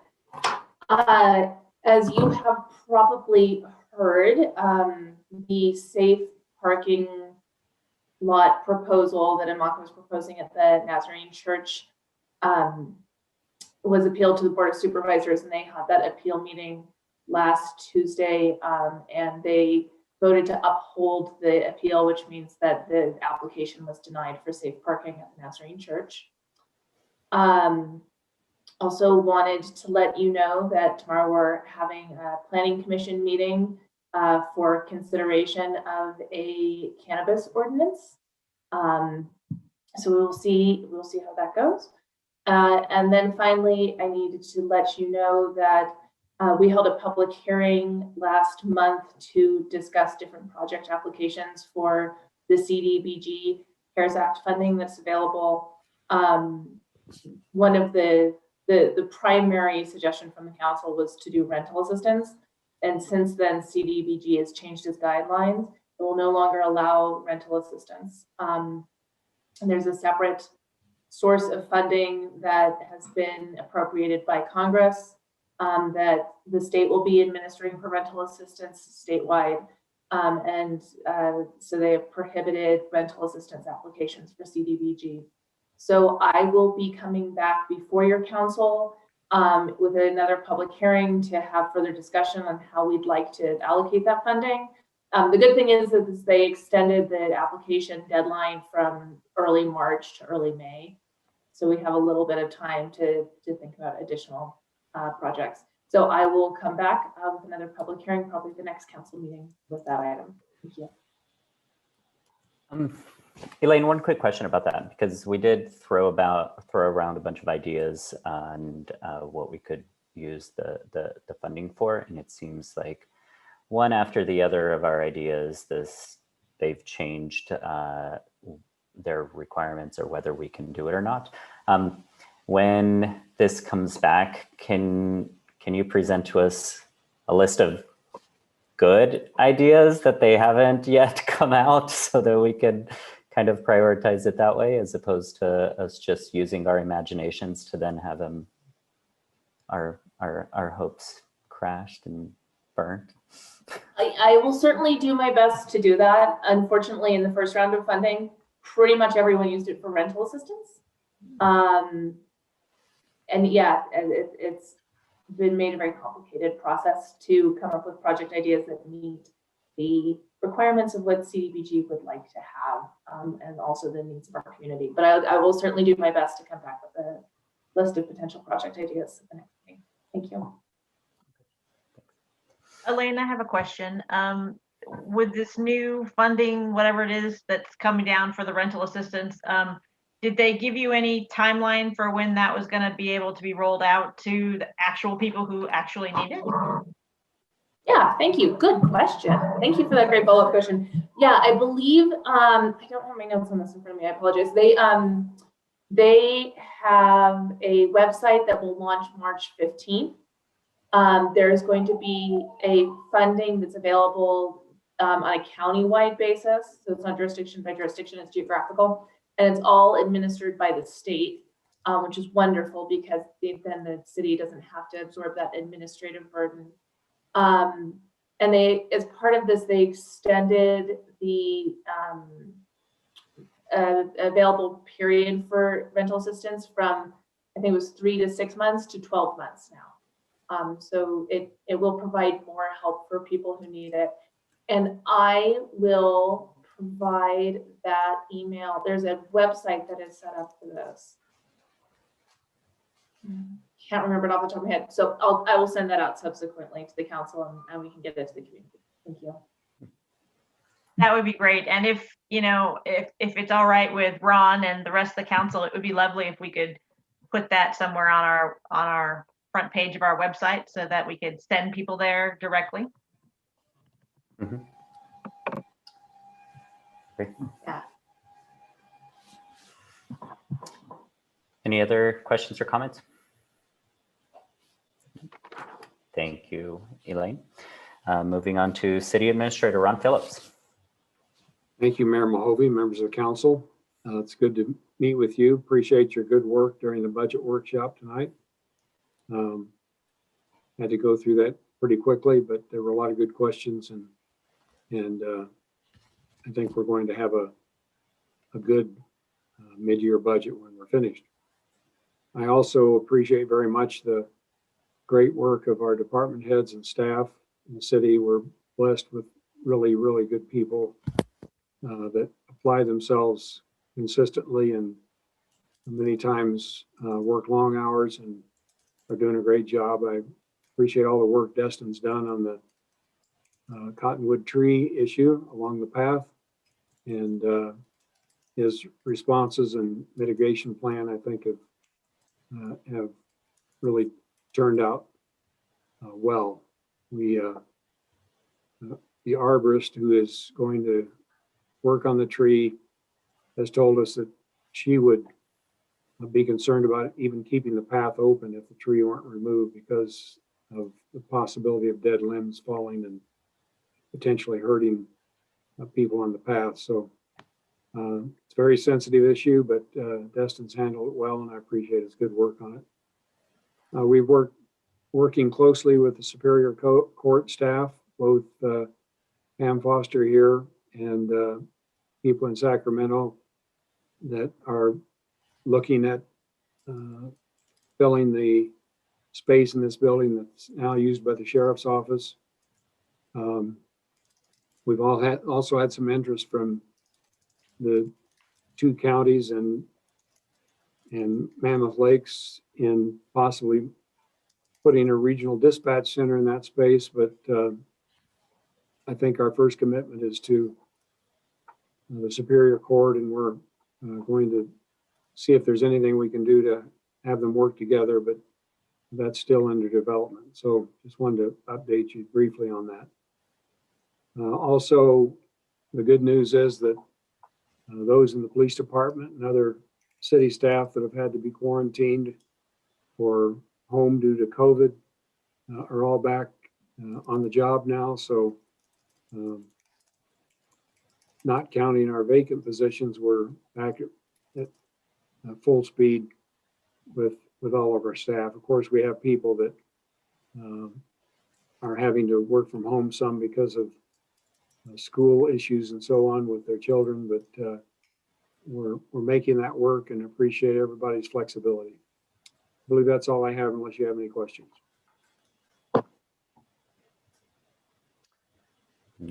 No questions for me. It sounds like a lot of work, a lot of good work. Thank you. Any comments from the council? Nope. Yeah. Okay, then let's move on to our consent calendar. So notice to the public, all matters. Oh no, wait. I almost went to lucky number 13 by skipping number 12. Chamber of Commerce and Visitors Bureau update. Executive Director Tawny Thompson. Good evening, Mayor and Council. No worries. I know you got a lot on the agenda, so I'll be quick tonight. But first, I want to say that I did set in on your budget workshop earlier and really appreciate all of the careful consideration that you all give to all of the departments. Obviously, we're very pleased that the city's budget has recovered to a point that now allows for funding for the fairgrounds and for the Visitors Bureau for economic development initiatives. So thank you for that. Quickly on the Chamber of Commerce report, I wanted to remind you all that when you can, if you can, it's great when City Council attends some of our ribbon cutting or plaque presentations for new chamber members. When a new store opens or when a business joins the chamber, we do a little photo op. And the business owners really appreciate it when chamber board members and or city council members show up. So if you can, great. I know you're busy and it usually takes like 10 minutes or less. So just know that you're welcome anytime. Also, just a reminder that we still have free surgical masks and hand sanitizer pumps. If any business or organization needs a refill of those, we have those available. From the Visitors Bureau side of things, last week was the Visit California Outlook Forum. I don't know if anybody was able to sit in on any of those sessions.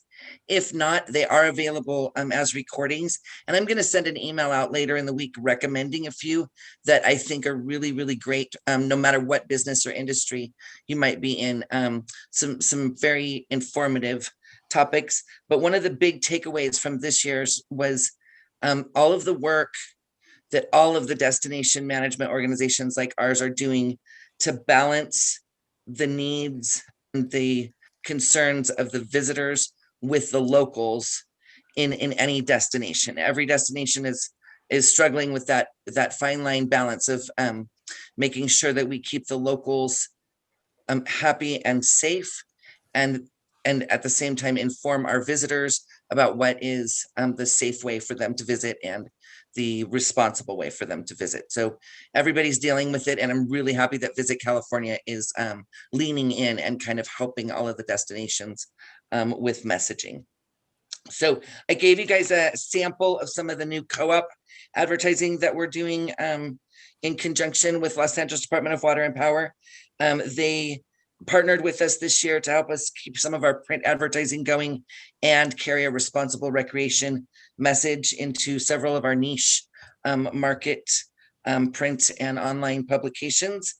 And then for the visitor center, getting lots of phone calls. People are excited. They're hoping events will happen like Mule Days, like the fair, like the high school rodeo, but we're obviously still in a wait and see kind of holding pattern. It's our understanding that Mule Days and the high school rodeo and the fair are going forward with modified plans. And so that's what we're letting people know. And people are excited. They want to attend those events again. Also getting lots of questions about fish. There's some confusion surrounding the new fishing regulations that are taking effect on March 1st. And honestly, our staff is still trying to work with Fish and Wildlife to make sure that we have a good handle on it so that we're answering the questions properly. A little bit of confusion there. And also about fish stocking. Visitor Center, we're getting really close to being able to open to walk-in guests. Our Visitor Center host supervisor has had his first vaccine. We would like him to get his second vaccine so he's safe to be at the front and center with the public. But we're getting real close on that. And then finally, our Smith Travel Research Report shows that January was down about 10% in average occupancy from last year. And the first half of February is tracking just about the same as where we were last February. So I probably talked really fast, but you already had a written report. So does anybody have any questions? I have a couple of comments and maybe an idea suggestion. So first of all, I really love the Recreate Responsibly campaign. I think that's really awesome. And I know Jim in particular has been very involved with dealing with some of the leftover detritus of some of our guests. And so I was wondering if there is any chance that maybe the Visitors Bureau or your marketing wing could maybe, I don't know, and I'm just spitballing ideas, so you can shoot them down with no second thoughts, but of having maybe a partnership with the Sierra Trash Eliminators, where an idea would be something like visitors would have to tag themselves on social media cleaning up trash in the Owens Valley, and then with a particular hashtag that is Visit Bishop or whatever, and then you guys could have a drawing for some prizes from local businesses who are chamber members, because I'm pretty sure there lots of business owners would jump on board with that. And then instead of it being just us cleaning up after them, it gives a lot more visibility on how they can be more responsibly. So just an idea, but I don't know. I like it. We are actually not with this. Well, I think Sierra Trash Eliminators might be part of it, but DWP is having a cleanup day the beginning of April, and we are partnering with them on that as far as getting volunteers and helping get the word out. But no, I like the idea of getting some visitors involved in the stewardship as well. And yes, in fact, I've been meaning to reach out to Jim and see what we can do to help support the Sierra Trash Eliminators. Yeah, I've been meaning to. I'm sorry. I'll give you a call. But yeah, thanks so much, Tanya. Yeah, thank you. Any other comments or questions from the council? I just wanted to say congratulations, Grandma. Oh, thanks. Yeah, it's exciting times. Now you know why I was growing out the gray hair. Congratulations. Thanks, Tanya. All right, and now on to number 13, consent calendar. Notice to the public, all matters under the consent calendar are considered routine by the city and will be acted on by one motion. Do we have any comments or questions on the consent calendar from the council? Karen. Can I ask Dan a quick question about the pool aide job description? Sure thing. It's a tad bit vague. Are they actually going to be teaching swimming lessons or just helping with the scheduling and the moving around of kids? No, they're actually teaching. They'll be partially teaching. So there's a lead guard that actually leads it, but with our ratios that we need to keep with our COVID, that it requires an extra person in that lane. So that's why we created that position. So okay, thank you. You got it.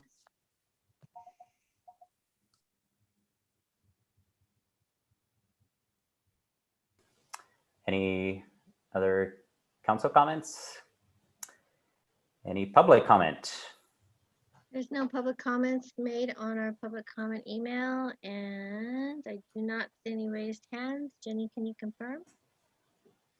There are no raised hands, and sorry, Stephen.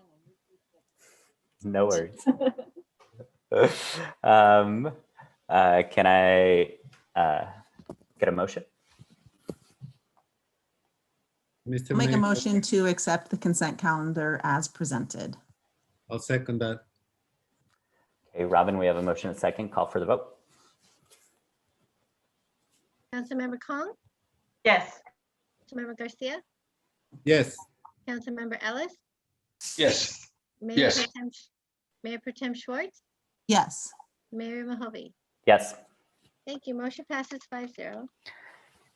Okay, on to news business.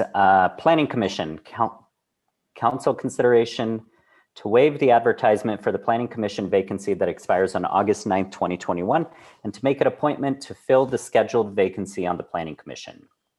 This is going to you, Robin? Sure, I'll do it.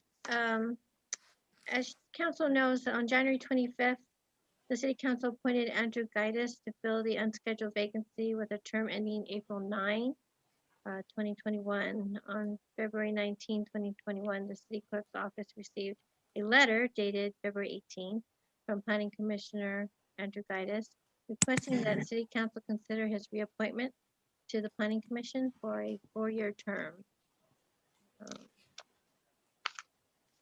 The new advertisements to fill the Planning Commission vacancy that expires on April 9 has been placed in the annual register to date. Therefore, I'm searching for a motion by council to consider waiving the advertisement for the Planning Commission vacancy that expires on April 9, 2021, and reappoint Andrew Gaitis to fill the scheduled vacancy on the Planning Commission ending April 9, 2021. Let me make sure I was reading that right.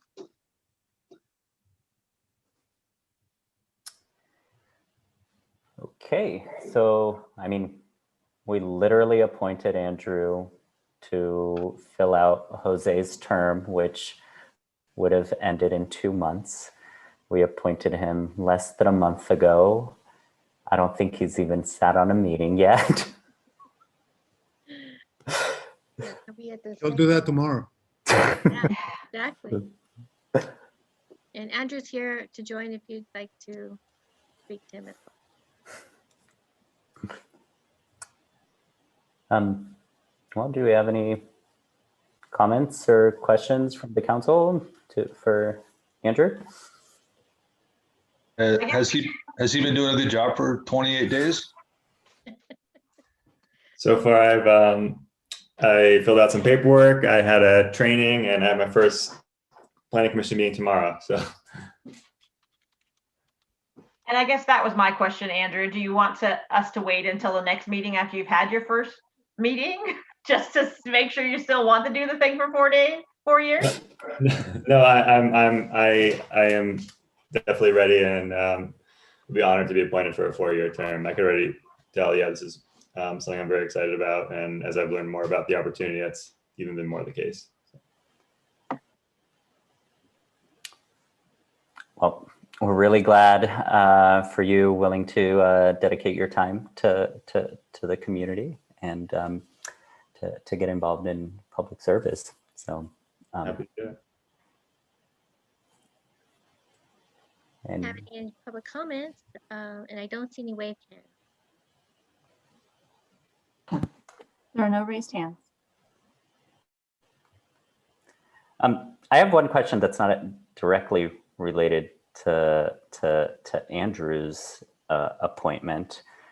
Just I see in the staff report that the City Council Policy Manual section A.3 regarding commission appointments, does it spell out all 3 of those commissions? Because then we just get rid of one of them. Yes. Does that mean it needs to be updated? It needs to be updated. Amongst other things on the council policy manual. So yes, that's the answer. Okay. Then can we have a motion?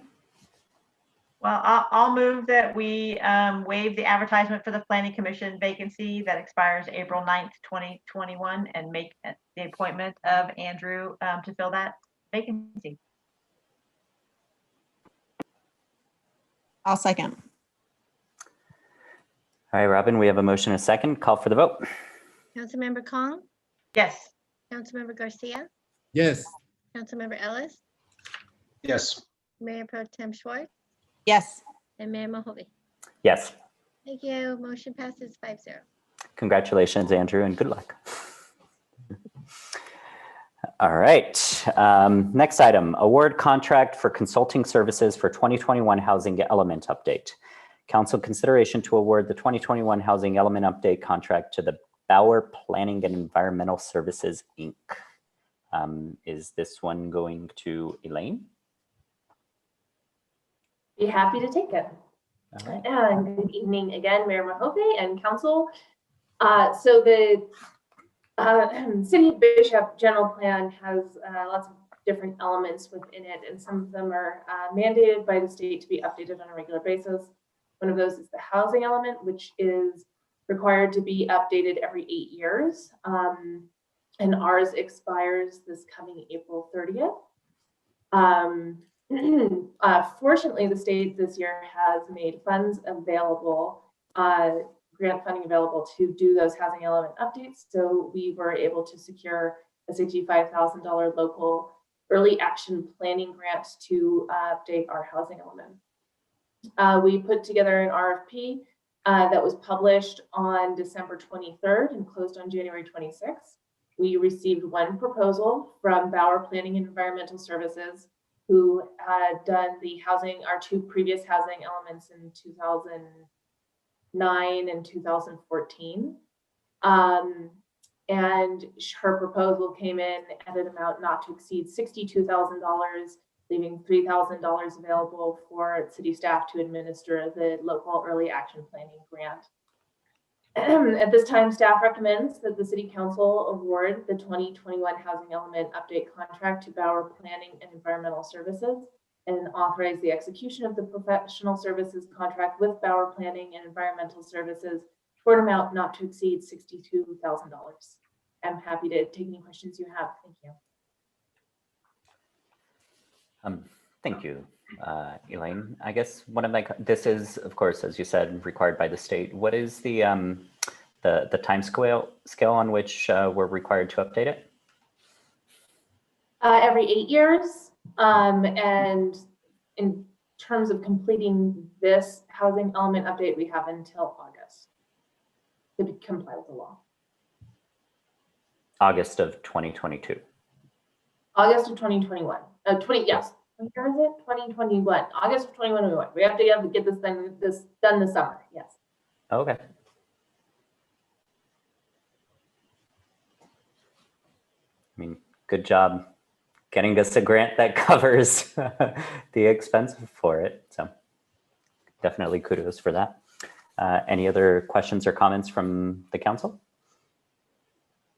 Elaine, do we get fined from the state if we don't meet like our housing goals, or are we exempt because of our population size? Like, aren't there like certain metrics that you have to meet? And can you explain a little bit of that to me and the council?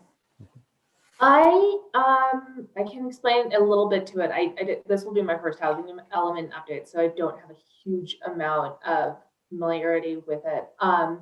But what happens is the state comes up with the regional housing needs allocation. So they do analysis of the census, and they make projections around the amount of housing that we need to be providing across different income levels. And then that's basically what the housing element reflects, is that we have adequate land and zoning and policies in place to meet those required amounts. So every year the city is required to submit an annual planning progress update, which basically is a report on our progress towards achieving our housing element goals. As you know, the City of Bishop is very constrained by the amount of available land for development. So we've never come anywhere close to meeting those needs. I think the current cycle of the regional housing needs allocation is like we're supposed to provide like 170 houses in the next 8 years, which we can't do. So the answer is no. They don't fine us. We do sort of have to provide justifications in our housing element around what our limitations are. But what they do if we're out of compliance with having our housing element done and approved by HCD is they will limit the city's ability to apply for different grants. So it's a requirement to apply for CDBG funding, that our housing element is up to date, is consistent with state law, and it has been adopted both by the city and HCD. Grants like this, being compliant with your housing element is a requirement before you can apply for funds. So the state definitely finds ways to incentivize you to comply.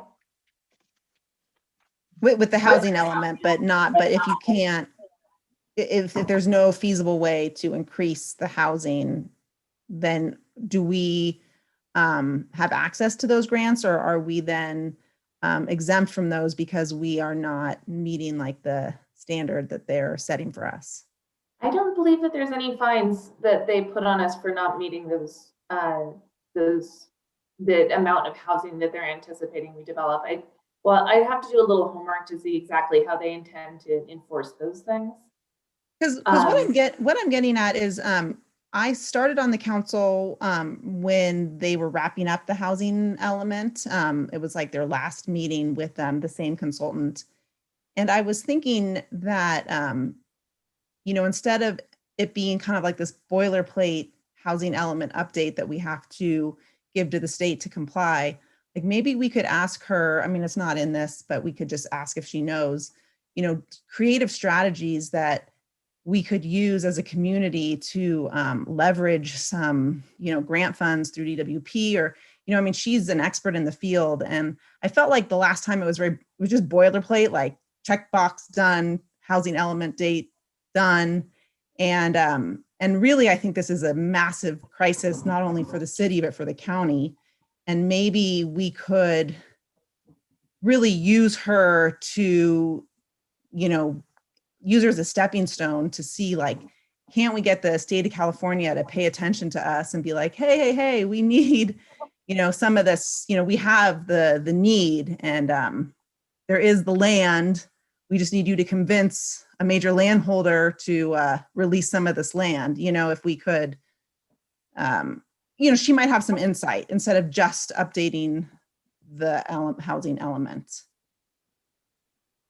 So. I have made a note of that, and we'll include that in the conversation. One of the things that I am hoping to do is this grant has afforded us an ability to have a little bit more scope. So this year we'll have new census information coming out, and there are new policies and there are new laws in place. So I'm hoping that it will be a little bit more of a dynamic document rather than, the kind of boilerplate that it has been in the past.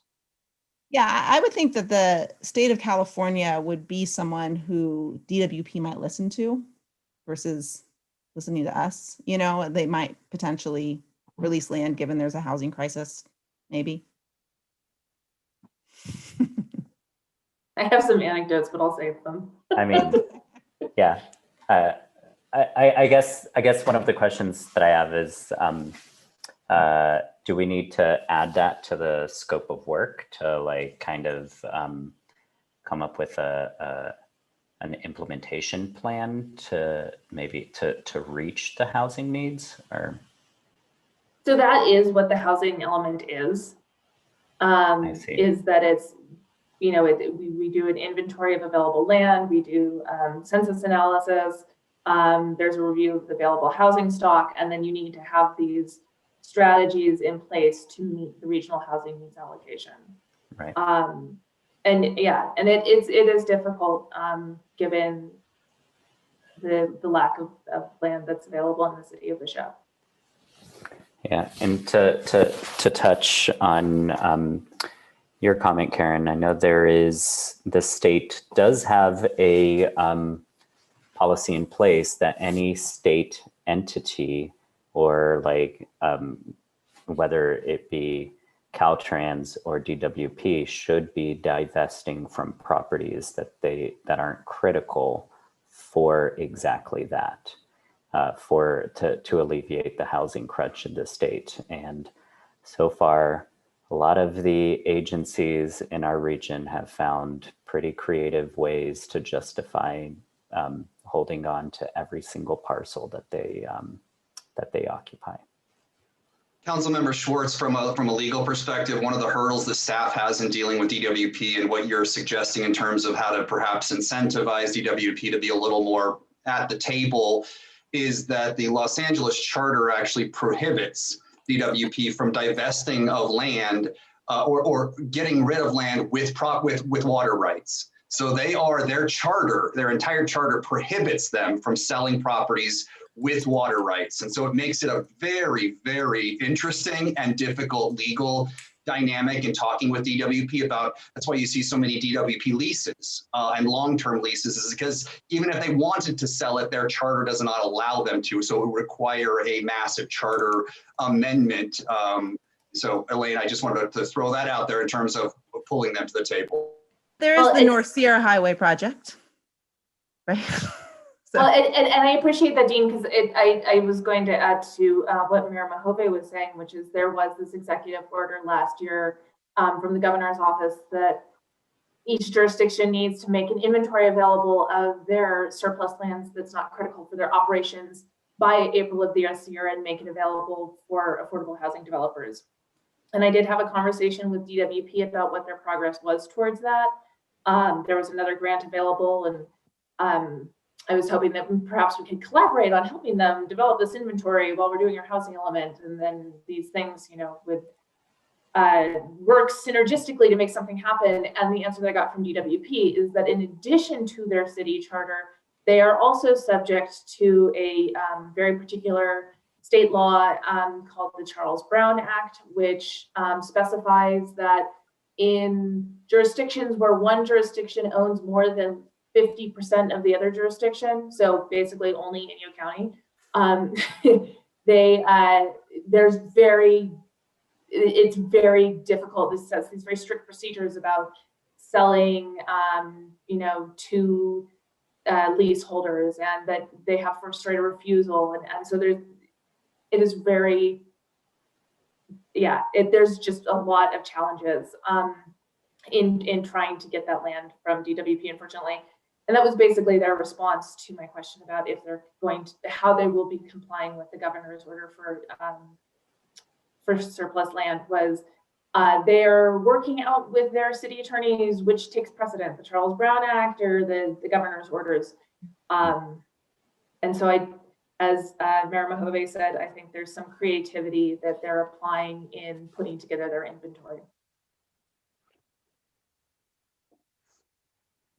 So Elaine, getting back to a little bit about what Karen said, my concern when I read this was that we've had this same company has done this twice, and I realized that maybe this is the only bid we got, and we go with what we got. But it would be nice if we could figure out a way, either in the actual document or in a face-to-face or Zoom-to-Zoom conversation with them, to sort of express what Karen said, which maybe not the DWP piece, but just the idea that we want it to be a little more of a bishop-centric, dynamic plan, as opposed to just something that's, she's just pulling out the old data and plugging the new data in.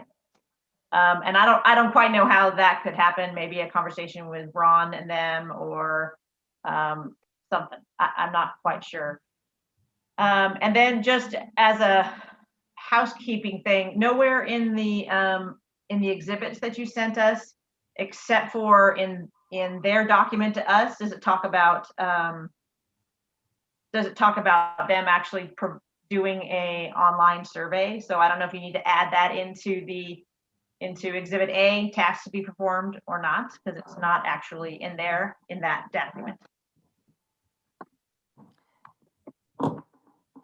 If I might take a moment to respond to that, thank you so much. It is a boilerplate document to some degree, but it is, the planning process always ensures to some degree that these documents are tailored to the community. And one of the ways that it, the foundation of the planning process that ensures that happens is our public outreach. And so I know that public outreach is definitely one of the tasks that is included in the scope of work, both in the RFP and in the proposal she provided. And so an online survey is probably how we'll end up facilitating that in the era of COVID. But there might be additional opportunities for a little bit more robust and creative public input as well, so that we can have a dialogue around some of the things that your council has brought up this evening. Terrific. Thanks, Elaine. Thank you.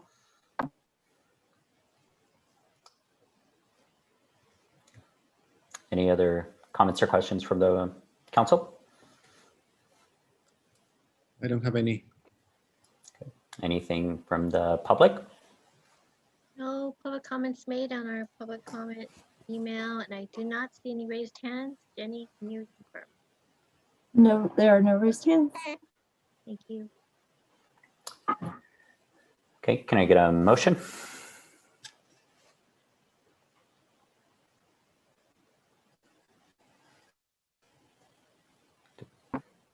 Well, I can move that we award the contract for consulting services for the 2021 housing element to Bauer Planning and Environmental Services, Inc., and authorize the execution of the professional services contract for an amount not to exceed $62,000. I'll second. Karen can second that. All right, we have a motion and a second. Robin, call for the vote. Councilmember Kong, Yes. Councilmember Garcia, Yes. Councilmember Ellis, Yes. Mayor Pro Tem Schwartz, Yes. Mayor Mahui. Yes. Thank you. Motion passes 5-0. Okay, last item in new business, to approve fiscal year 2020-2021 mid-year budget. We had our workshop earlier, and so now we go back to Jenny Rodrigues. Good evening again. Annually, the City Council conducts a final review of the current fiscal year budget and considers requested amendments. On February 22nd, these adjustments were reviewed and approved by City Council. I'll have to update the spreadsheets and add them to the attachments, but the revenue will increase by $1,678,931, and expenses will increase by $650,195. The council, a recommendation is council's consideration to adopt the approved budget adjustments for fiscal year 2021 as presented.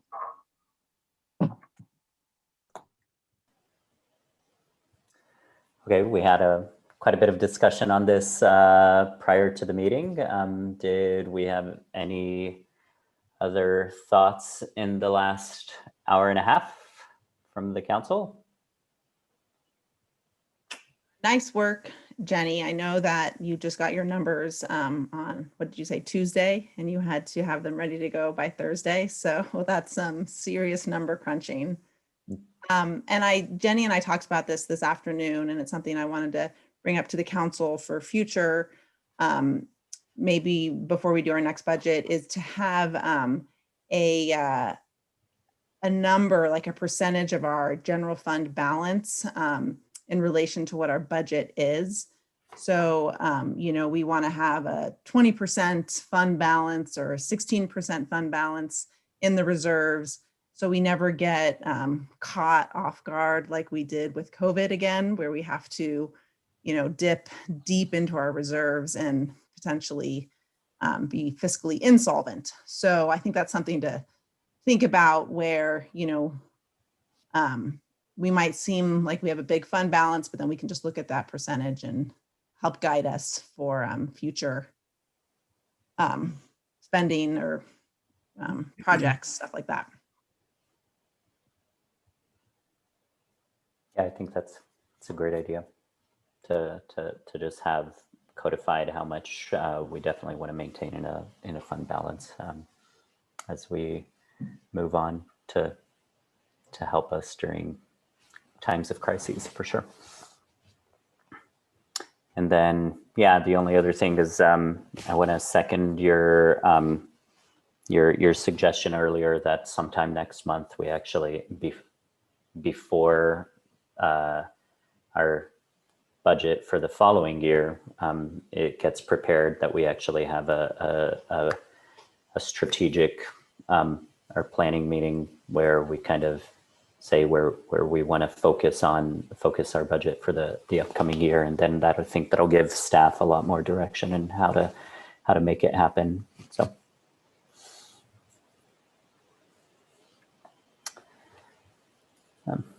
Any other comments from the council? Any public comment? Public comments made on our public comment email, and I do not see any raised hands. Any? Mr. Mayor, as you, Raised hands. Sorry. oh, sorry, Jenny, I cut you off there. I heard no raised hands. Thank you. Mr. Mayor, just since some of the tweaks and modifications were just made less than a little while ago, I would just ask that the motion be made, if there is still a motion to be made to approve the budget with all modifications as noted from the budget workshop. And Mr. Mayor, Yes. and just a reminder that if the budget's adopted in this manner, that includes ending employee furloughs as of March 1st and recruiting for one additional police officer to fill that one vacancy.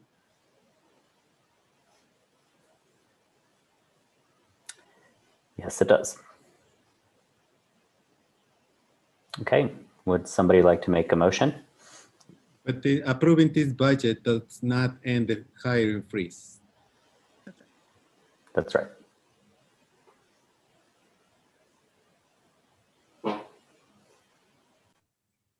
Mr. Mayor, I will make a motion to adopt the approved budget adjustments for 2021 fiscal year as presented and amended during the prior budget workshop. I'll second that.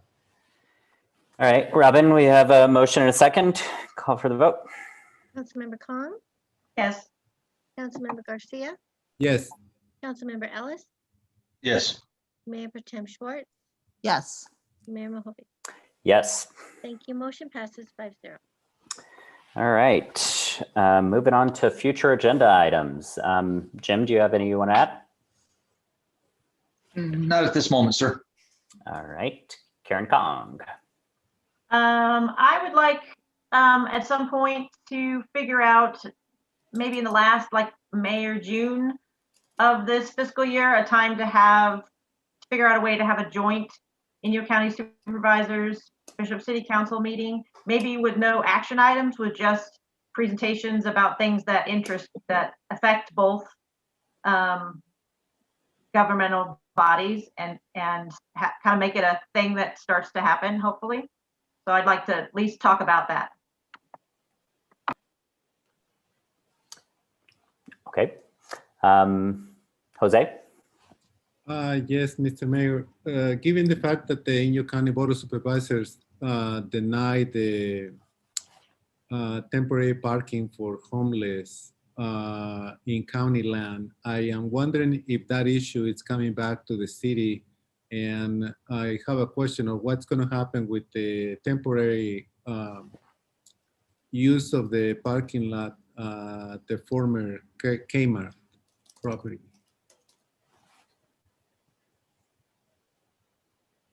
We have a meeting with Amaka on Thursday to discuss some of those issues. Thank you.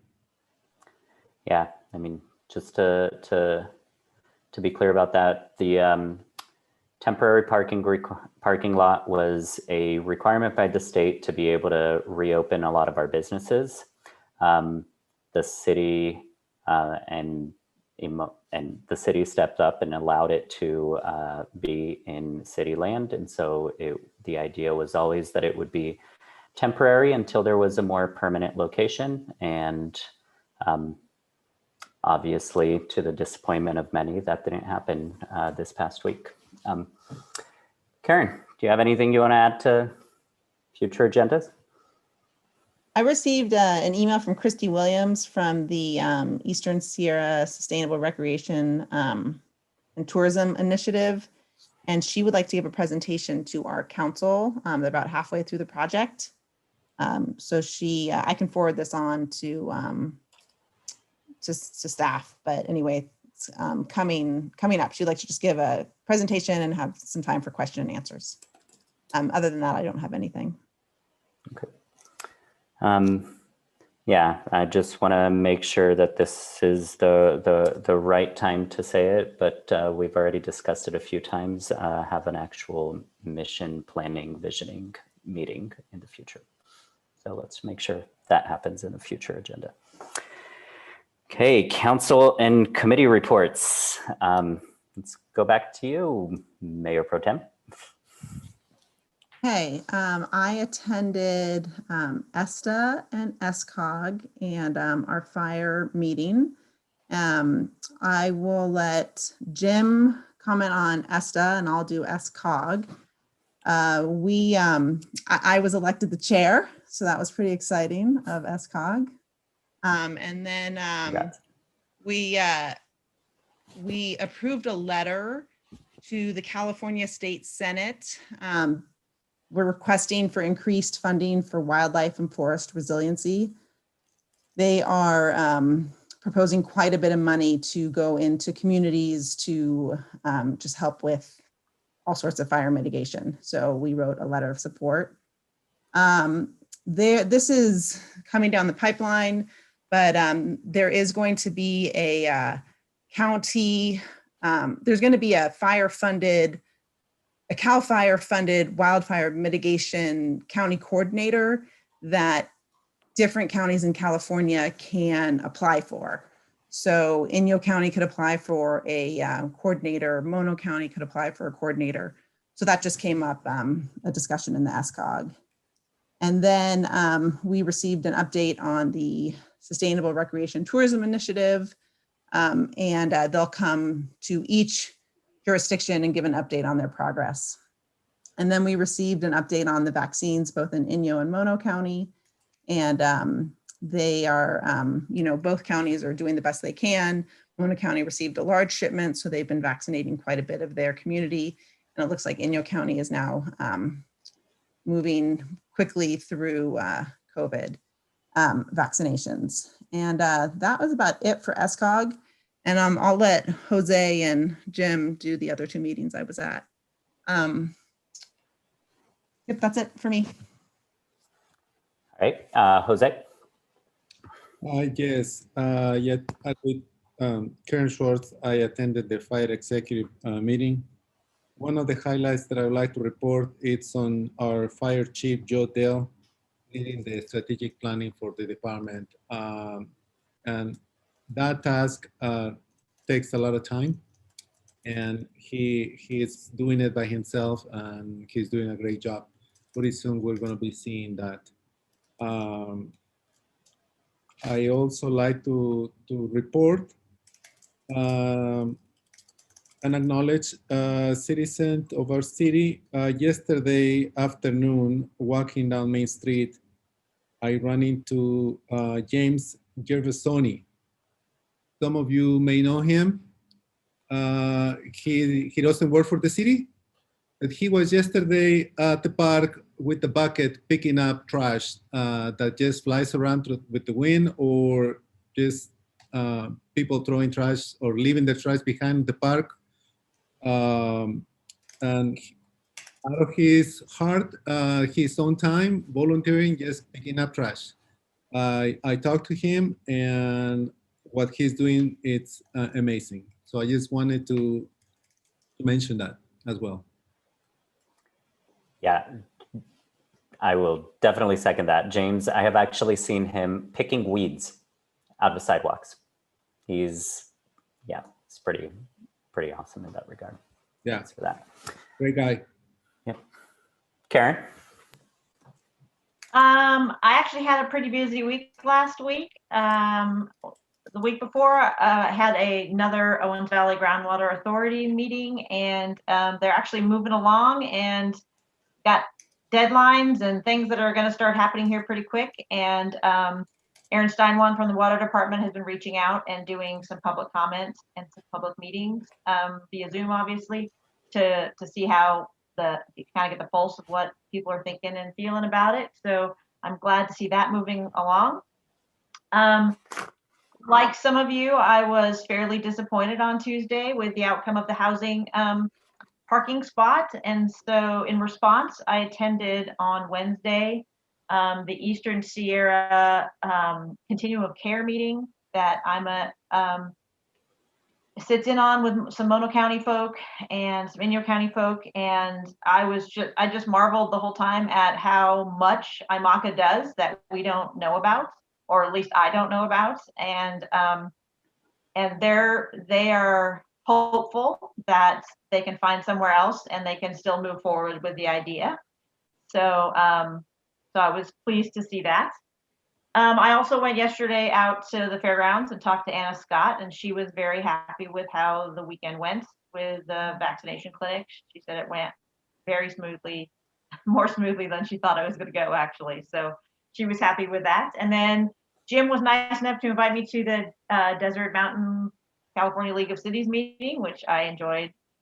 Just seeing new faces and hearing all the stuff and the legislative updates. That was kind of my favorite. So that's it. Cool. Jim?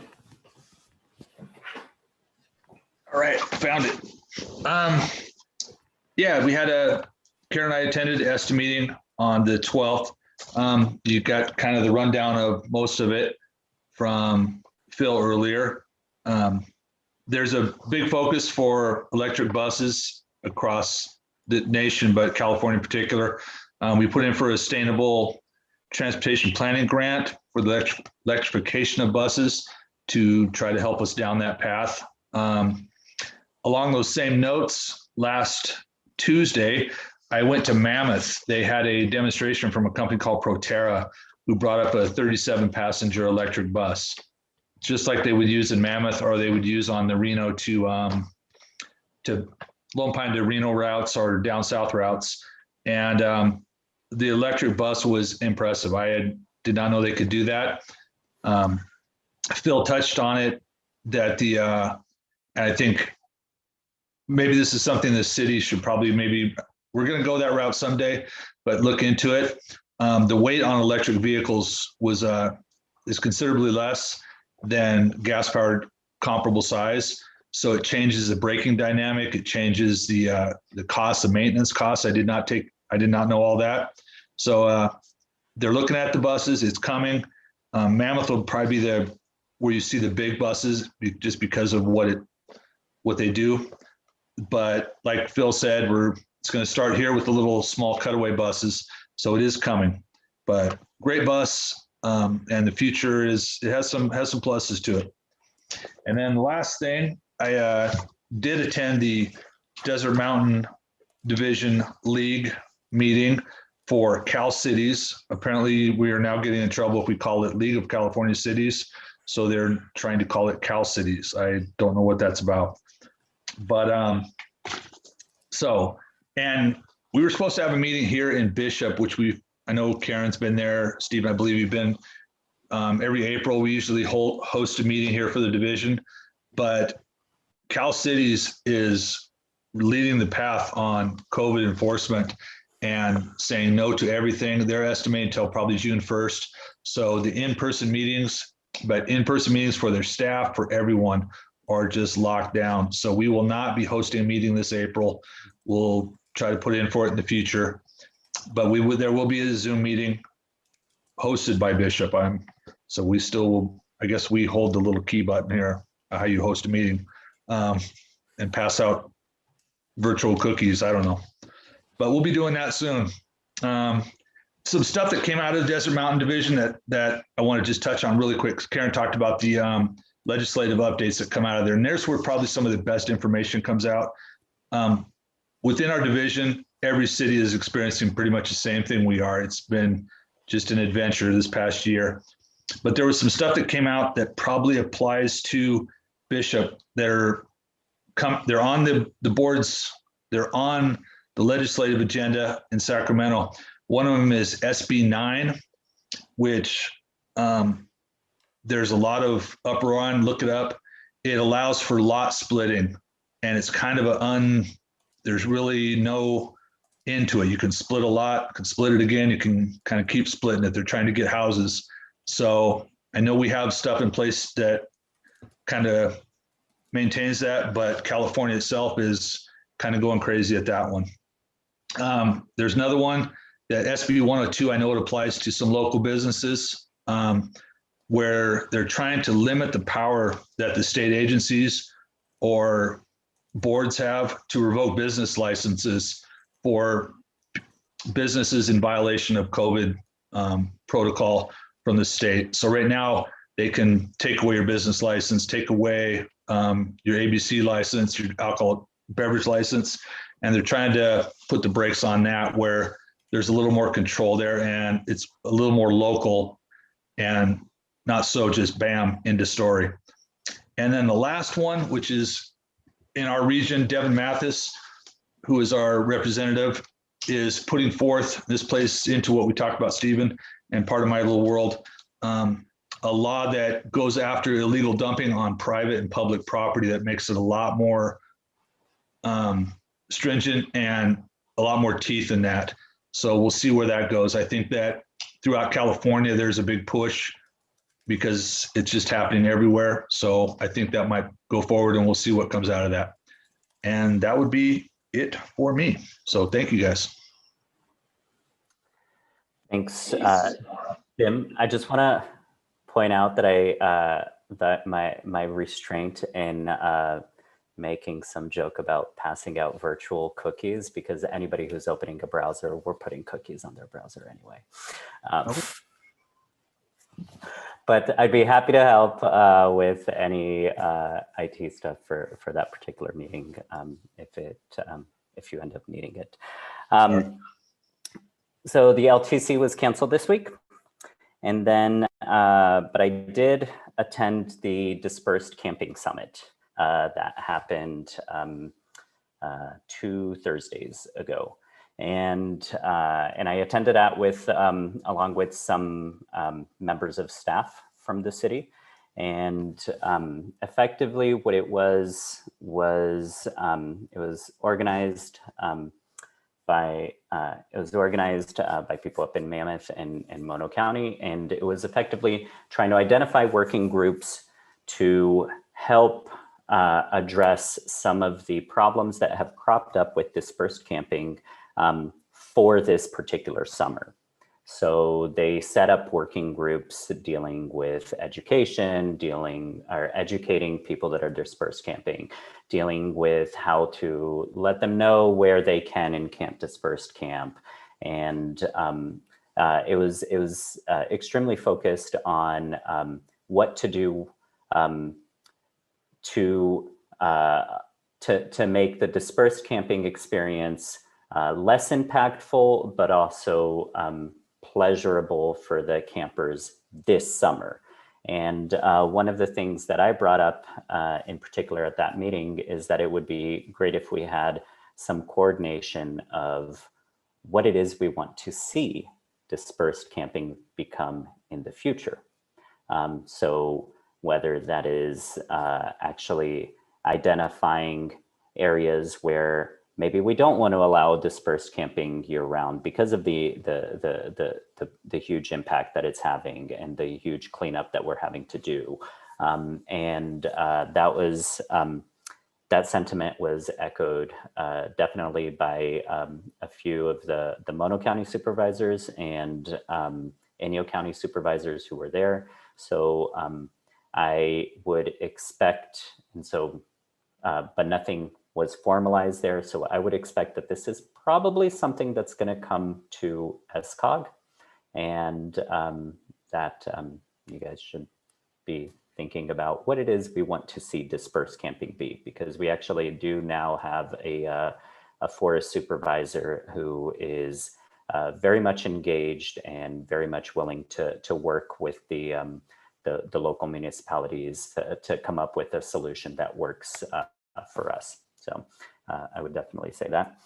And then lastly, I would just want to give kudos to everybody who volunteered at the fairgrounds and to all the staff from Health and Human Services during their big vaccination drive over the weekend. I believe they got over 1,000, like around 1,000 doses into people's arms. And to everybody who got it, make sure you come back in 3 weeks' time to get your second shot. This isn't just like a one-shot deal. And to everybody else that's watching, just be aware that yes, there was a lot of focus on the elderly because we do have a lot of elderly population in the area, but the state is the one who is determining who can be vaccinated at this point. And the people in phase 1B, there are the elderly over 65, but also some sectors that are deemed essential services are also eligible for that. So people who work in food prep industry, people who educators, the teachers, and those people who volunteer at the school, they're also eligible under that bracket. But you must go to the state website to get your name in line to be able to get the shot. And that state website is myturn.ca.gov. Go there, enter your age and what sector you're in, and it'll tell you if you're actually eligible in Inyo County. And then make sure when you're in the zip code to put 93514. I know even Big Pine is 93513, but put 93514 because a lot of the vaccine allocation is coming to this part of the county, and the state does not. They definitely differentiate between the two zip codes. So I would encourage everybody to go do that when they can and get your shot when they can. I'm still waiting to be on any eligible list. So, and with that, I want to wish everybody a good week and stay healthy, stay safe. And we will see all of you on Monday, March 8th at 6 p.m. All right. Have a good night. Bye, everyone.